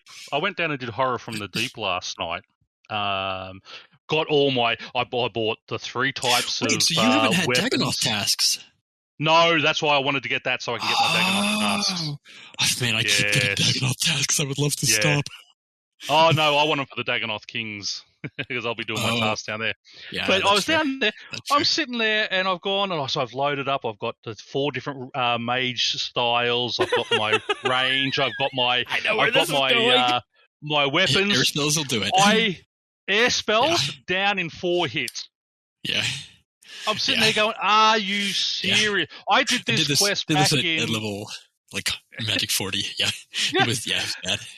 I did this back in health. 2012 on Pern originally, and it took me ages. I had to go and restock to learn, and then bang, and I'm sitting there going, are you kidding me? So, yeah. So this raises an interesting question. Is EOC good for that, for these quest things? Because, that's been my number one complaint in old school for quest stuff is that holy crap, this combat is more difficult than maybe it should be.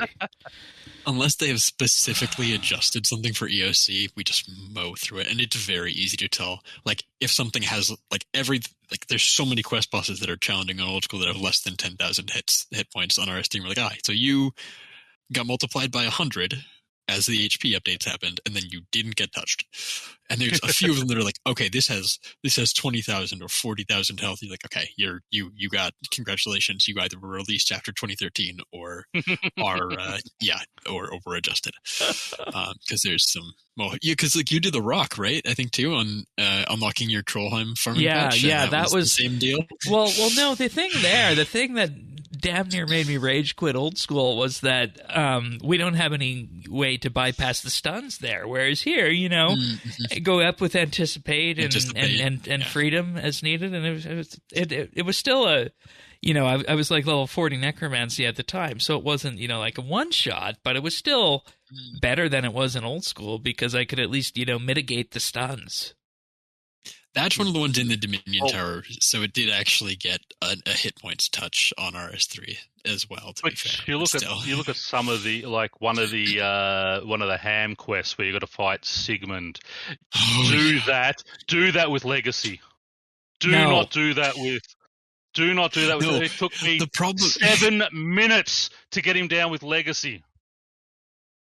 We get him down with EOC because you had to build up to 100% adrenaline so you could hit the special on the mace. And I'm sitting there, and because I did I just took down necromancy, and it's so hard to get 100% low level under 80 with necromancy, and it's just like you have to build a separate bar for it because the auto attacks count. You just can't have any of the soul abilities. If you take off your lantern, you'll actually build adrenaline much faster, ironically.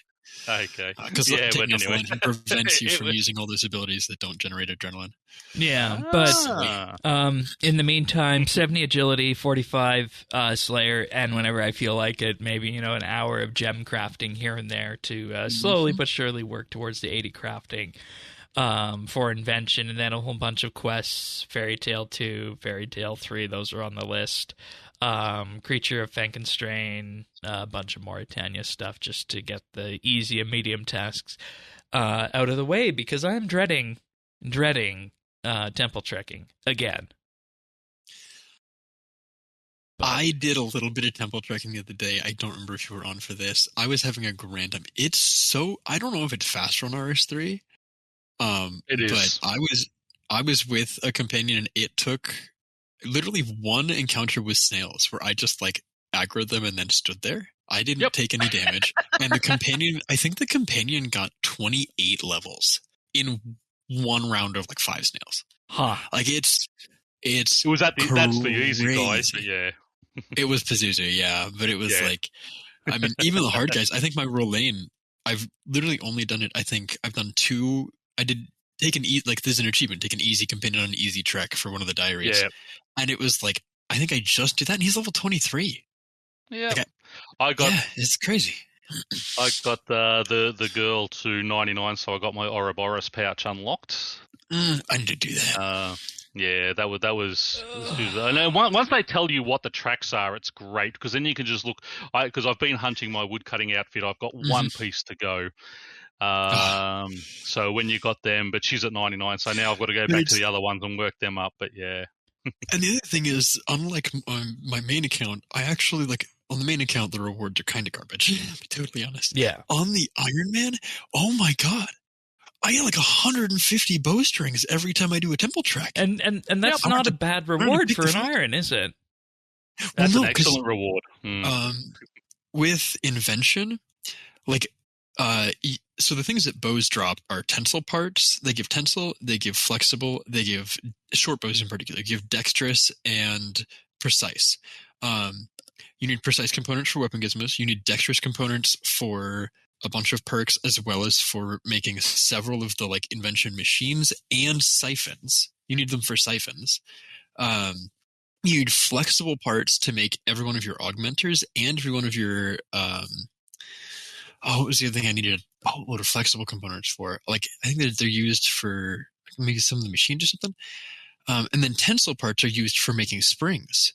And you have to use 400 springs before you can get to the level where it can disassemble things.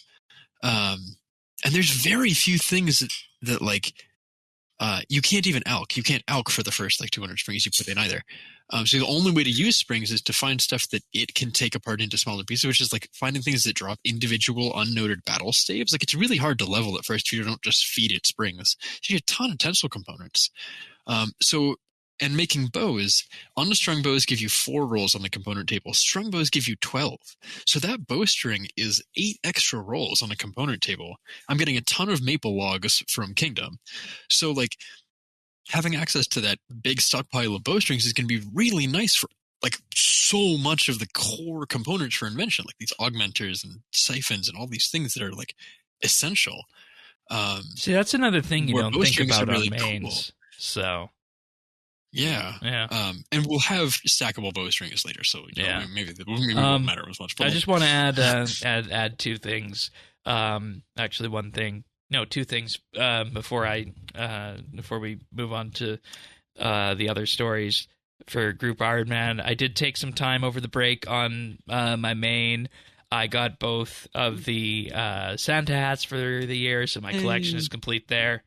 And I also, on the PVM week, I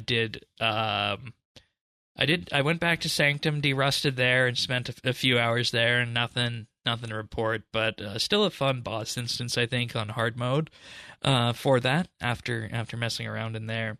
I did some Gate of Validness, again, nothing. But what I did also do, for next time we have the free Death Week and the free Overloads for the hour, is I finally unlocked hard mode Zuck. Woo. That was something that's been outstanding since launch week there, that I never did, completing all the challenges. So, but and I was going to say this to you, Pern, because you never went there and you never did get your Zuck capes, did you? Nope. It is a cakewalk with necromancy. I was doing it with necromancy. Oh, I'm sorry. I have managed to get to the last floor, the last bit, the lava floor now. So it's okay. That's where I got to. But I mean, I'd kill it. I'd do a run of 3 or 4 attempts, die, and then crack it and go and do something else. So it's just a matter of that's what I like about that boss. It is doable. The Sanctum boss, where I'm watching 27 things at once, that drives me nuts. Whereas, Zuck is just a matter of working at it. The other one is just going to be. I'm just thinking of running the first two and just using my death touch darts until I get my book. Oh, I mean, we can go on normal. Like I know. Like let us know if you want to go do that. It's no problem. Yeah. No problem. Not at the, I mean, I've logged on. I've logged on the Pern account probably.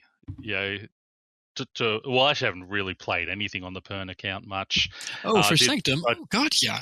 Did about I would love to 100 chance. I did about 100 K of paper, and that was it on the Pern account. I put in a bid for 50 mil when the pink Santa hat come out, and that bought 50 million and 5 coins. So that bought eventually. Nice. I haven't actually been back on for a while. I put the Aurora one in at 200 mil. So oh no, I bought that for 2.8 bill. Yeah, well, that's what I thought they'd come out at, and I wasn't sure how it'd go, but I thought maybe someone, just be stupid and dump it, but we'll see what happens. Yeah, yeah. But anytime you want to go to Sanctum, for lore, or just to see it, we can do that. We need to. No, I will, but yeah. We need to think about setting a night, I think, where we do Group Ironman game night, and maybe invite anybody who wants to just come hang out with us, and we go do Croesus or one of the elite dungeons, or definitely. Something just low tier, relatively chill. Yeah, dungeoneering. What we still also need to do is organise just a night where we go and do Castle Wars for the achievement. Mm-hmm. We need to go get our mains on one team and us on another team, and do one game where we crush ourselves. Yeah, we let our mains lose to the Ironman. Only needs to be one game, but yeah. Tanis, the problem is 20 minutes. What do you got for Group Ironman stories? I know we've all been just jiving in here. Sorry, at various points. It's fine. So I'm really just kind of settling into my self kind of appointed role as the cook, but hero, absolute hero, cooking and fishing. He's yeah. I mean, because that's how that works, right? Like you gotta fish to be able to cook, but they are my highest skills, and I do like the swarm is quite cool. So chill. Yeah, see, there's a lot of things. I mean, there's some things I could do to make it faster, but I feel like I'm just going to go slow and steady because we'll need the food, eventually. You know what I mean? I could do, now I thought about this, I'm not ready yet, but eventually, I could do the whack-a-mole fishing. But then I was like, but I'm missing out on all that fish I would have gotten in there, right? So basically that. But I've got a lot of we need to feed you some ingredients for wild pies. When you hit 85 cooking and can make wild pies to help to pass on to Pern, and he can kill some dark beasts, 85 Slayer or something. Get the rest of the crew death talismans. There's some stuff like that we can do if you get to higher cooking levels, where we can have you make boost stuff. Summer Boys do the same thing eventually. Yeah, I haven't fed my death talisman yet, but I don't know if anyone's up to. I mean, I'm sitting there going, "I'll hang on to it for everyone when they need to use it," but I don't think anyone's at that level where they're making them anyway. So I'm making death runes. It's just 65, but it's more your a matter own of anyway. Yeah. It's a matter of getting people into Morning's End Part 2, which we have to finish make death runes. So that might be a future problem. That's it. But I mean, what am I now? I am 83 Slayer, I think. 83 Slayer. Nice. So I'm yeah, that's it. So I'm not far off Dark Beasts and Abyssals. Yes. Oh, that'll be fun. Tanis, have you done anything with the jellyfish yet? I cooked them. Okay. Yeah, they're in storage. They're right next to the boost. Well, I was mainly They're, asking for provide an update because I don't know if that happened before or after Christmas. But He's on Sharks. Yeah, I'm working on sharks now. I have a big stack of. That's awesome. I have a big stack of great white, sea turtles, manta ray. I mean, did you get your stuff for your cooking gauntlets? By the way, you got that sorted? Yeah, I have all this stuff. Not that I went and done it, can but you I have actually it. keep some of those manta rays and whatnot raw because eventually I'll need those for Big Game Hunter. Oh yeah. Oh yeah. Yeah. I was gonna. We have raw fish in there, in case anyone needs them for their like carnivorous creatures. That's why there's the. No, we're not. I mean the dragons the dragons are a couple levels away from dragons are 2 levels away, and I just need to do the Uglog quest to that. Then we'll have all the meat we need. But also, magnetic minnows fit in there, don't they? They'll go into the dragons. They count? What? I'm not sure because if they do, wrong. I've got thousands. Yeah, I don't. Well, we should look because that's actually if that is cool. That is. Well, they're a fish, tech. so. Yeah, I've got 10,000 raw beef for you, Shane, as well. Oh, yeah, I've got. Wow. That's a because huge load of meat. I have been. I've got about 3K yak meat. That's also a thing. Is the I don't know if she sells meat. I know she sells packs of yak hide. But yeah, I've been doing my daily Uglog meats because I need bird meats for terror birds and stuff. So I've got 9,000 bird meat, 10,000 raw beef, and some amount of rabbit. Yeah.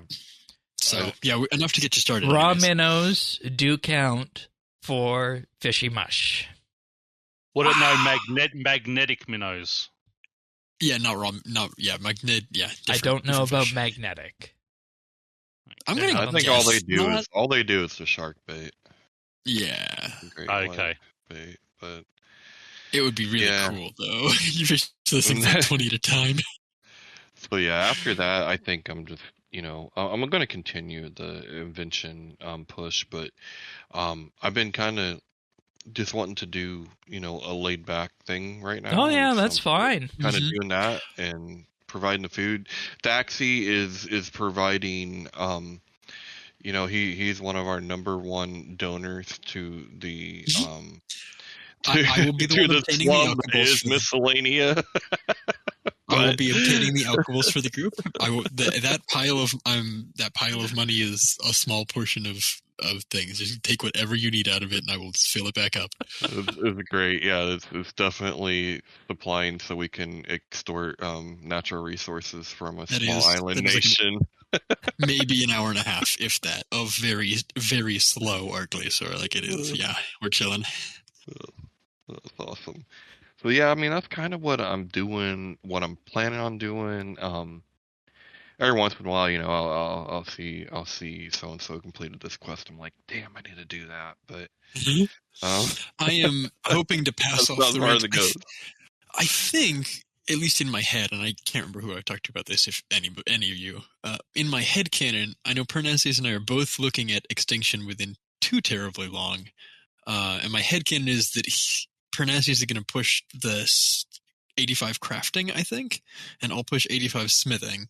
Yeah. So we both have the ability to boost to 90 to make like Furies and like Elderrune pickaxes and stuff. I need 84 crafting for decorated farming urns, and perfect. I am 81 crafting now. So I've got that. That's another one I've got to start working on again. Getting that. My hope for you, Tanis, is that I can pass off the reins of the group smithing, to you at some point as well. Speaking of which, have you got send you back to your workshop? Yeah, absolutely. With praise and thanks. Have you got decorated fishing and cooking urns, Tanis? Are you using urns? Not. Oh yeah, we can make those fishing. I only have the wood cutting. Okay, well, I'll make a bunch of fishing and cooking urns for you. That'd be I'll awesome. drop because I mean I've got to do crafting. So, and this is what I'm loving about this thing is like I can go and chop ivy, I get nothing for it. I can go and do these different things, but if it's not giving me resources. If it's not giving me resources that I can use for another skill, I'm not interested. I'll do the slower way, like with crafting. I did a ton of. I mean, I've got myself over 1,000 infernal urns for when I just go and kill dark beasts and when I go and kill the demons and things like that. I'm collecting every bit of infernal ash I can because I want to worship the Ectofunk to get my first age outfit. Well, and then once I hit my 1,200 of them, there, straight to the urns. Once I get to infernals, once I get to those, I'll go and do that. But at the moment, just into the urns, just to build up the it's just that extra. Tanis, anything else before I ask about the questing plan these two have? No, I mean that's really where I'm at, and I mean I'm just really enjoying it. I've been having fun. I mean, I enjoy my role as cook. I like it. That's what I wanted to do. We also appreciate your role as cook. And that's why you took the name Iron Chef. That's right. Yeah. I mean, we kind of expected that, right? Like that at the start of things, we were all kind of doing the same thing. We're kind of starting to get to the point where, like, I don't even know how many clues you have, Bern. I can't imagine. But, like, Shane is getting funneled the literal mountains of seeds. And I filled the bank the other day with all the seeds I had. The reason I was wondering about quests and extinction is because that will greatly help in terms of getting the POF dinosaurs. I thought I was going to have to grind Big Game Hunter for that. No, I mean the stuff that you unlock at the manor are the wrench at a time, right? The surprise fishing fletching and fire making ? The accidental fletching and fire making. Yes, thank you. And the dream of Aya. Man, so many dinosaurs. And like, I don't know about you, Prim, but my resources are full. Like, I have nothing else I can update. I've got all of the deposit boxes. Like, there's nothing else I can spend any resources on. So as soon as I get in there, that is a super slamming them all into the dream of Aya. Yeah, I just hit 70 agility, so I was able to build the level 2 spa. So I've got some of those too, I suppose. Yeah, but they're I've got everything. Everything now is at least at tier 2. Nice. The ones I can get to tier 3 are tier 3. Everything's at tier 2. So I've got nothing to spend until I get the levels for them now. So basically, what I'm hearing is we're going to have extinction done before Prif, then.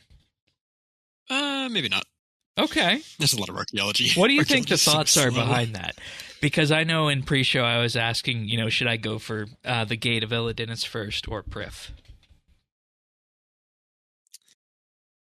I mean, the gate's actually just obnoxious. Like, that's, I think, 86 archaeology. Yeah. That's a long grind. We'll see if I did that. Let's see if I'd like archaeology, coming out. Archaeology's still fun. It's so good. I think my issue that I'm coming to with it, balance-wise, the skill is still the best skill in the game, but it is like, if you go out of order or you don't optimize it, like, it's a skill that's meant to be optimized and rewards you optimizing it in terms of like the amount of chronos you get out of it and the amount of like, relics collections and stuff, and like grinding that. It as like, dude, this is the only thing you do on the game for a long time. It rewards that, like the batteries from Cardette, like they build up. You can't do anything with them. You have to just put them into things. You can't bank them. I know, that's frustrating. Right. I hate that. And same thing with the tome. The same thing with like. And you're supposed, like, it rewards you for staying at specific spots and completing collections, and like, it's a skill that if you rush it, it doesn't feel good and it doesn't advance the way you want it to. Like, you can only rush it up until the next like qualification, and so it's like to train it as intended and as feels good is very slow, and I kind of hate that. Like, I kind of wish that you got artifacts a little faster, or you did there's some time gates in it that are just a little bit tuned to not having any extra experience in it. Even the experience just from the quests I've done so far, or the daily challenges, has like makes it feel kind of frustrating. Yeah, and that's one of the things I'd be worried about. I'm like level 23 or something, and I've only excavated and restored 2 artifacts so far. Yeah. Well, I mean, and that's the thing is you catch up, right? You'll catch up by the 80s. Like that's kind of how this goes anyway. Right. So, and that's the thing. As you said, with the archaeology, like when we did it in lockdown, we were maxed on everything else. So we just worked at that, and it was nice and it was fun because it gave us something to do. Now where we want to jump between skills, it is a little frustrating on some of those things that can't be backed, like your pylons, like your bones that you'll get for the dinosaur at Osseous and things like that. So it's starting to sort of feel it's still a fantastic skill and still, my favorite, but I can see some of those issues people who weren't maxed had. Yeah. Yeah. So you guys are going for extinction then? I guess, is that both the plan, or do you guys have different plans, or one of you guys go first? No.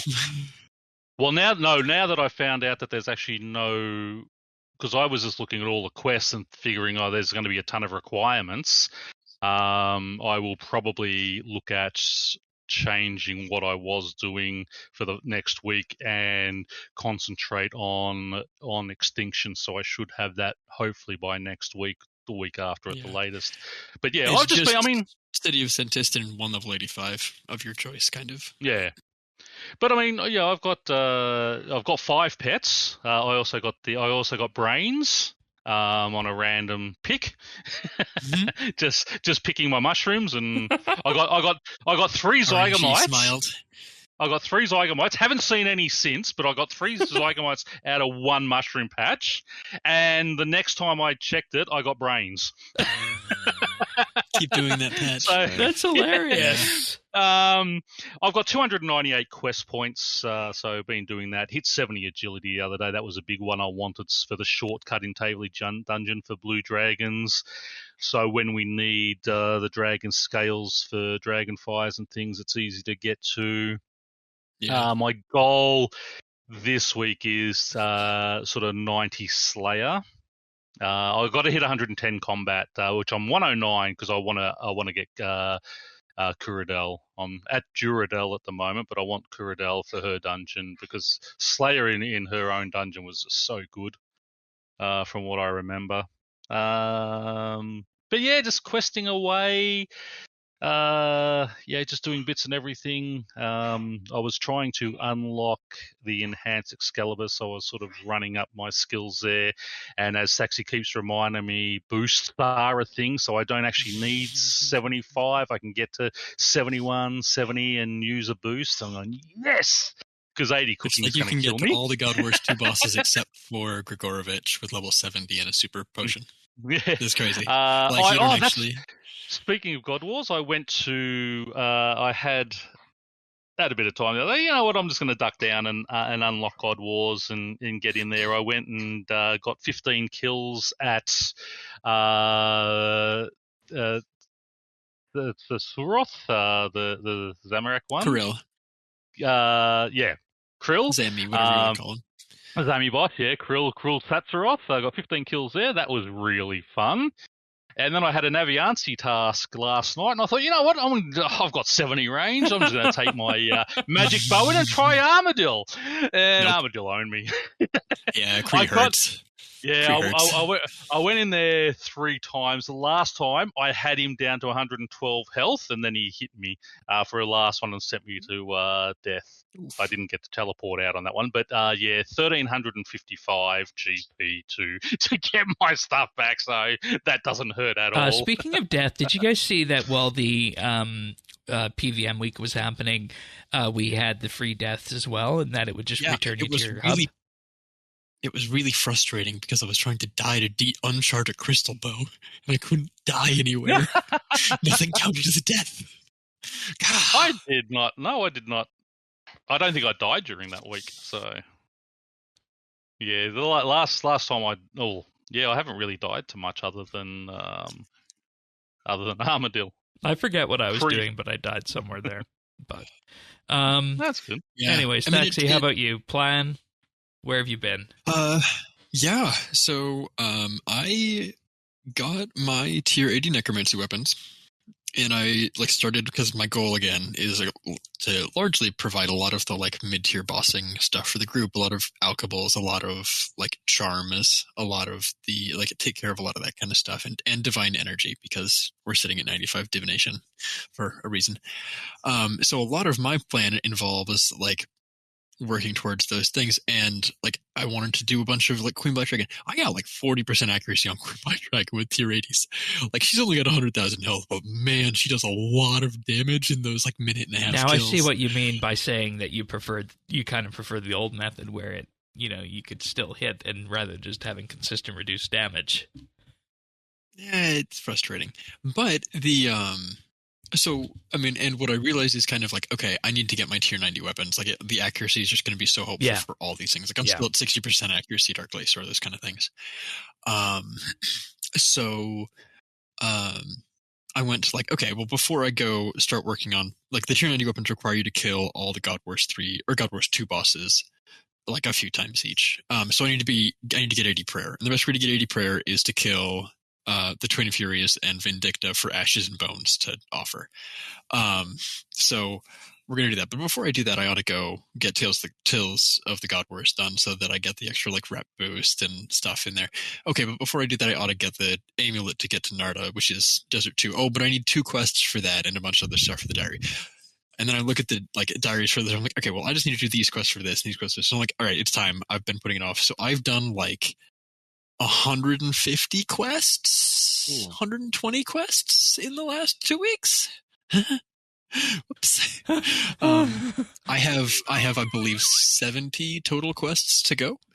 I'm sitting at 334 quest points, and I literally just went through alphabetical order, everything that I had a reason to do. So I skipped some things like Heartstealer and Once Upon a Slime that I'll get back to them when I need a quest cape.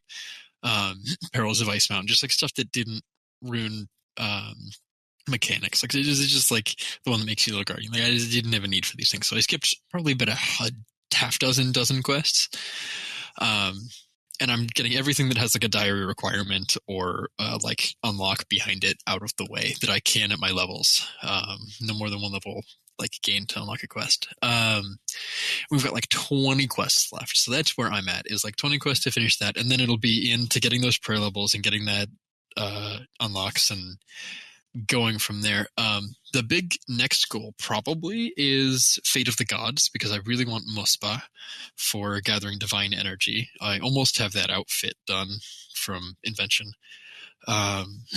So Fate of the Gods is, I'm going to need, I think, 79 magic and a bunch more levels in something. There were a couple of skills that I'm close-ish on. So we'll be doing that.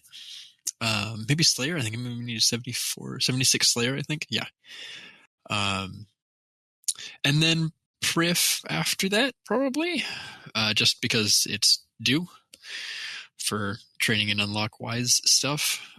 So there's a world then where Pern gets to extinction then before you. 100%. I don't expect to be doing extinction for a few weeks, probably. Yeah, that's fair. Again, I need 3 more, or I need 2.5 more smithing levels before I could even start it. Plus, I mean, another 15 archaeology levels and my Slayer level. I've been 7 more Slayer levels, which I'll get for Fate of the Gods. But yeah, I know I'm a little ways away from extinction. Pern, I think, is actually a good bit closer than I am. Anyways, but so that's the plan, is work towards that's the other thing. I don't know how you're doing on divine charges, Pern, but I am yeah, well, I saved a lot of my earlier ones, so I've just been breaking those down, but I'm just about out of everything now, and I think I've got about 100,000 charges left. Yeah. So there is going to be a big push for well, let me know when you need that, because it's just so much faster for me to get incandescent energy. I think it's 50% less energy than the next best option. But I still need level 90 to unlock ports. So it's right. You'll get there. Keep doing the silly caches. Ugh, well, see, no, but again, I'm done with caches because I've unlocked everything. The only reason I did caches was to get the outfit. Now I just want energies. So Right. it's slower, but I'm getting something out of it. So Fair enough. And I don't know if Yeah. we told Yeah, the fair story as well about how you unlocked your first port sentry with the convict. Oh yeah. I think we think did, we but mentioned yeah, it. I decided I just because obviously being Aussie, Island of Thieves. yeah, that's right. You know, we're known for being the convict colony, so I thought, what is more apropos than just getting thieving unlocked at 90, and that's my first one. Get the convict on the boat. So we did it that way. I think I did tell that story because I think Okay. that was early in our I don't know. our I grind wasn't here. able to keep Yeah. straight what happened in December over the break, what have you. So I've just been letting everybody go with what we have here. But we are getting to that point where we should start thinking about achievements and pick of the week, unless anybody else has anything they want to share from the Group Ironman journey over the break. I just want to make a note that group storage is awesome, and there's a lot of stuff that's like archaeology artifacts that you can trade in it that are super cool, but there's some things that they've missed that I really, really hope they add. Like, I want people to be able to trade buckets of slime. Like, I would love to be able to take buckets of slime from you all and turn it into ectoplasm and just, like, have us all gather from the Mauritania Legacy. And maybe, like, one set of Mauritania legs is actually just more than enough, and we'll just get plenty of ectoplasm anyways. But like, I feel like the bucket of slime should be shareable. Same with the, like, some of the ARC resources, the resources you can gather. Maybe they just haven't noticed this because there's not a lot of people with those skill levels on Group Ironman yet. But like, I would like to be able to give Shane the like ancestral energy so that he can unlock the turtle portals to get to more mushrooms. Right. Because that takes 95 divination to gather. And it would be really nice to just chuck 100 of it in storage, but I can't. Same thing with like making stews. Like, if one person gets the level to make the golden turtle shell bowls and one person has the level to, like, you know, cut down the bamboo for it, like, it would be really nice if we could combine those things to get charms and stuff going. But yeah, so I'm hoping that that's something that they consider adding in there. And then you had something, didn't you? That was like, there was something else that we wanted to add. Was it? I think it was you, Tanis, that you were trying to add the Baron something in sharks. Yeah, the Baron. Oh sharks. yeah. Why aren't those tradable? That's food. I mean, I understand they're not tradable for normal players, but that should be for Iron Man. So yeah.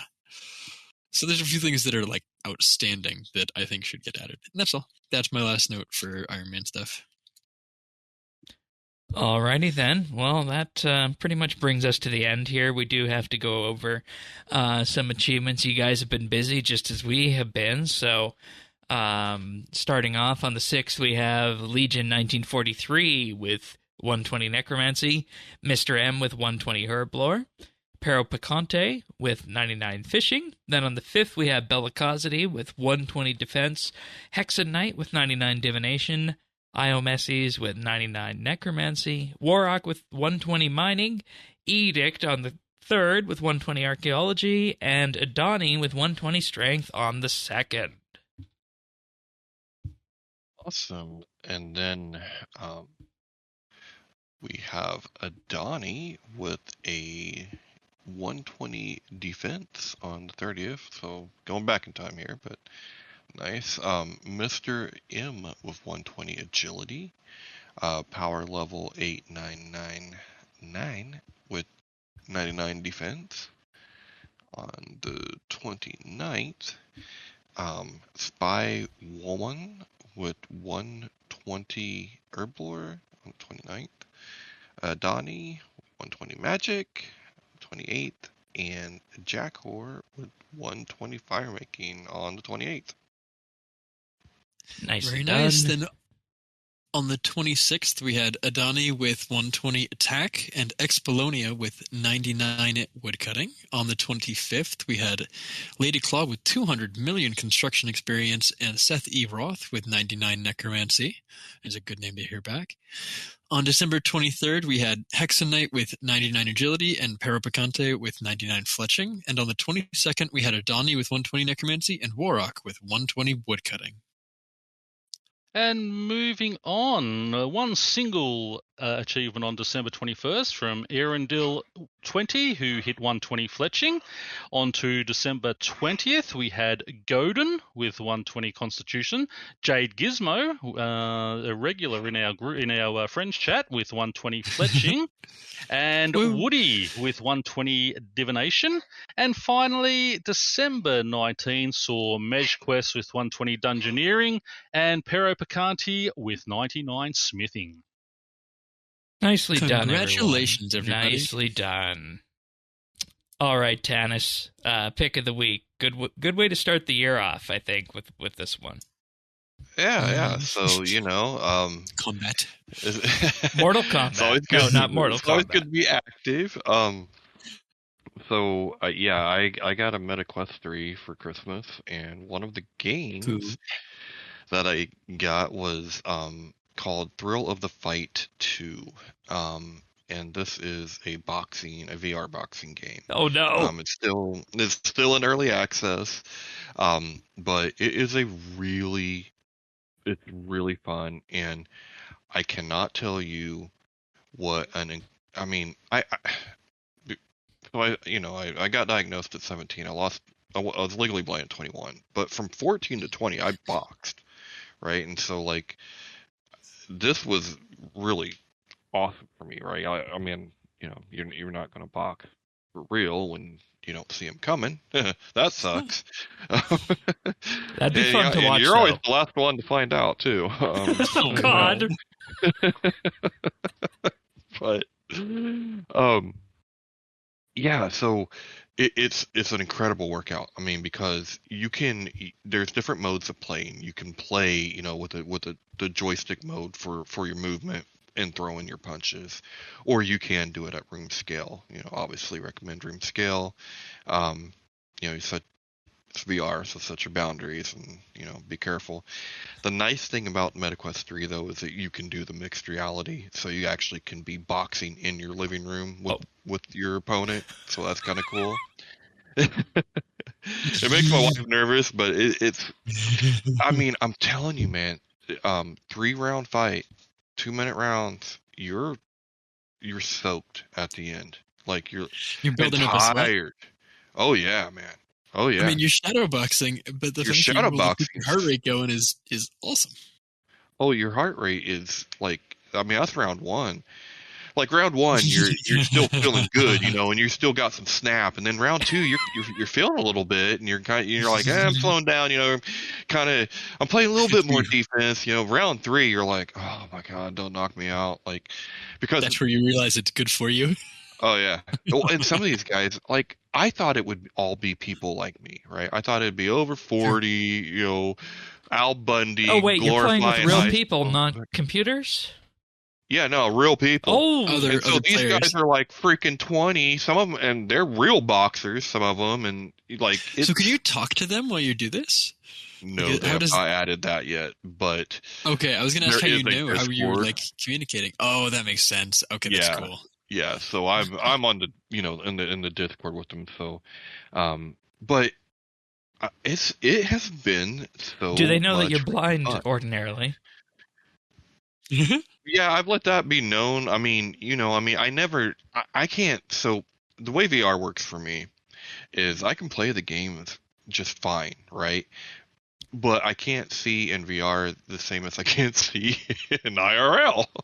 Sure. So the games where I can walk up to the menus and get real close to it, I'm fine. But anything that I can't do that, I can't see. So I can't see my opponent's name, right, necessarily, or something like that. So I don't necessarily know who I'm fighting until after the fact. I might go to the Discord and be like, oh, did anyone say they just... beat up somebody? That might have been me. But I have found a group of people that are do it just for fun, and they're mostly older, like myself, because dude, that's a real thing. In the fight game, a 40-year-old cannot take on a 20-something. And not typically. I mean, the street is a whole different animal, but in a ring, You just don't have the speed. Like I was like out here on the streets. Yeah, I mean, I used to be. I mean, I was one of my asses. I was decently fast, and I would get by from being fast and having just a lot of knowledge, just good in-ring knowledge, because I wasn't the hardest hitter in the world. And then so that kind of translated to this, but I'm not. I have no speed anymore. Like I mean, I think I'm fast in my head, but then I'm just getting like lit up, and when you get hit, like everything turns white, you know, and then then all of a sudden it's like a strobe light, like pop, pop, pop, pop, and I'm like, oh shit, you know? Sure. So, but I've been so freaking sore. Like I literally have to take the next day as a recovery because my muscles are that sore. I've been out of shape, but so I'm literally boxing every other day. And it made me realize, I'm like, man, I wish VR was less expensive, because this is how kids should be gaming. This is how kids should be gaming, because like I literally will sit here sometimes and be like, man, I want to play VR, but I don't want to be that fucking active right now. Like I don't got it in me. What about like a nice VR golf or something? I'm sure you could get something like that, right?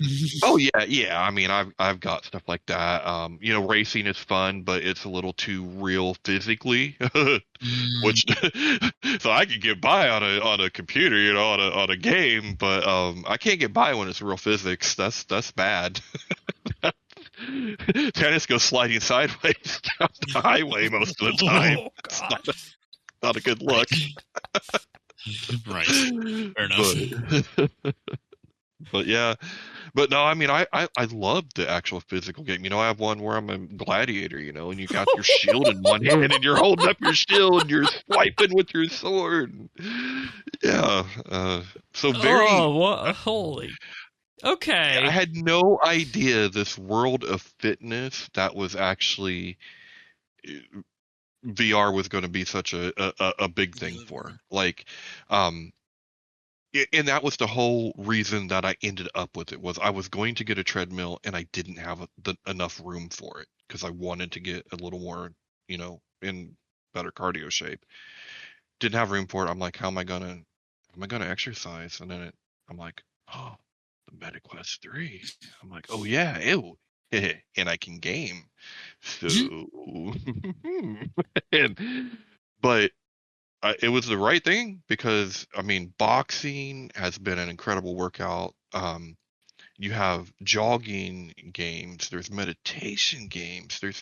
It's like, so I'll do a workout, and then I'll do an app called Float, where it's just like, it's like positive admirations, and you're floating. You're literally just floating in space, and it's awesome, and you can just kind of be mindful. I can't believe all this stuff has come about from VR, but however it came, it's cool. Working for you. It's working. And see, this is like the same sort of stuff that I heard when Apple Vision came out, but obviously that, you know, that has a much higher entry price to it, and it got poo-pooed in the media. But at the base level here, you have something like MetaQuest that's accomplishing this. You know, you bring somebody with the fit and finish of Apple to it and get that cost down, or even just, you know, get the MetaQuest and whatnot rolled out to more people, and you have an entirely, you know, different way of experiencing games. I have a whole new appreciation for Apple Vision now. Like before, I was like, why, what, who, you know, like I couldn't figure it out, because like Apple doesn't game, like, you know, I'm like, Right. But now I get it, because the MetaQuest, so I got mixed reality, right? I can pull up remote desktop, put that window literally about 3 inches from my freaking face, which is great for a blind guy. And then I pull up my my Disney Plus on the other side, and so now I've got like two monitors, but virtually, like big ass monitors floating in front of me, and I'm literally playing RuneScape point and click and watching Disney on my. Wait, so you can use a mouse with that then?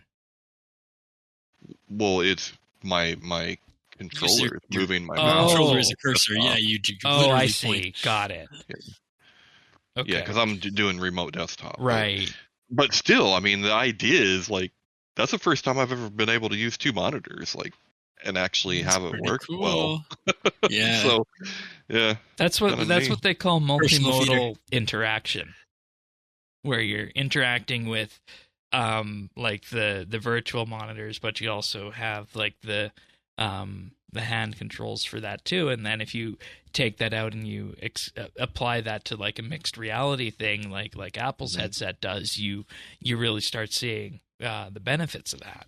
Well, So- when we got the mixed reality with this, but yeah, no, it did give me a new appreciation for the Apple Vision, because I'm like, okay, there right, is because then you can applications still there. see like your room and whatnot behind you. But well, some of the games I have, man, are unreal. Like, you know, I can open up a portal from hell in my living room, and it's still the living room, but all of a sudden demons are running through my wall, and I have to, gun them down. Like, the mixed reality is really cool. And You can put once upon a time, people used certain drugs to experience that. Once upon a time. I Currently mean, it would upon a time. probably only make it better, but I mean, Oh, goodness. The old psychedelics. And on that note, ideas, Shay. So we'll go for Thrill of the Fight 2 for MetaQuest, and maybe one week when you have a different game or Apple, do MetaQuest as pick of the week. Wonderful, wonderful, wonderful. Well, that's it for the first episode of Update for 2025. Thank you, everybody, for listening. It's going to be a very, very interesting year, RuneScape-wise, for the podcast and all that. And if you want to join us on that adventure, update.show/subscribe. We're on all the podcast listening services out there, Apple Podcasts, Pocket Casts, Spotify, and, of course, YouTube as well at youtube.com/RSBANDB. If you watch on YouTube, leave a like and subscribe. Greatly helps the channel out. Does anybody have anything to say before we go for the week? starting off the year right with 2.5 hours. Let's go. Yeah, that's right. It's fine. Yeah, it's fine. Tanis, Pern, you guys good? Yep, all good. Alrighty then. Well, we'll see you guys next week for another episode of RSBANDB Update. See you then, everyone. Take care. See ya. Ciao. Adios.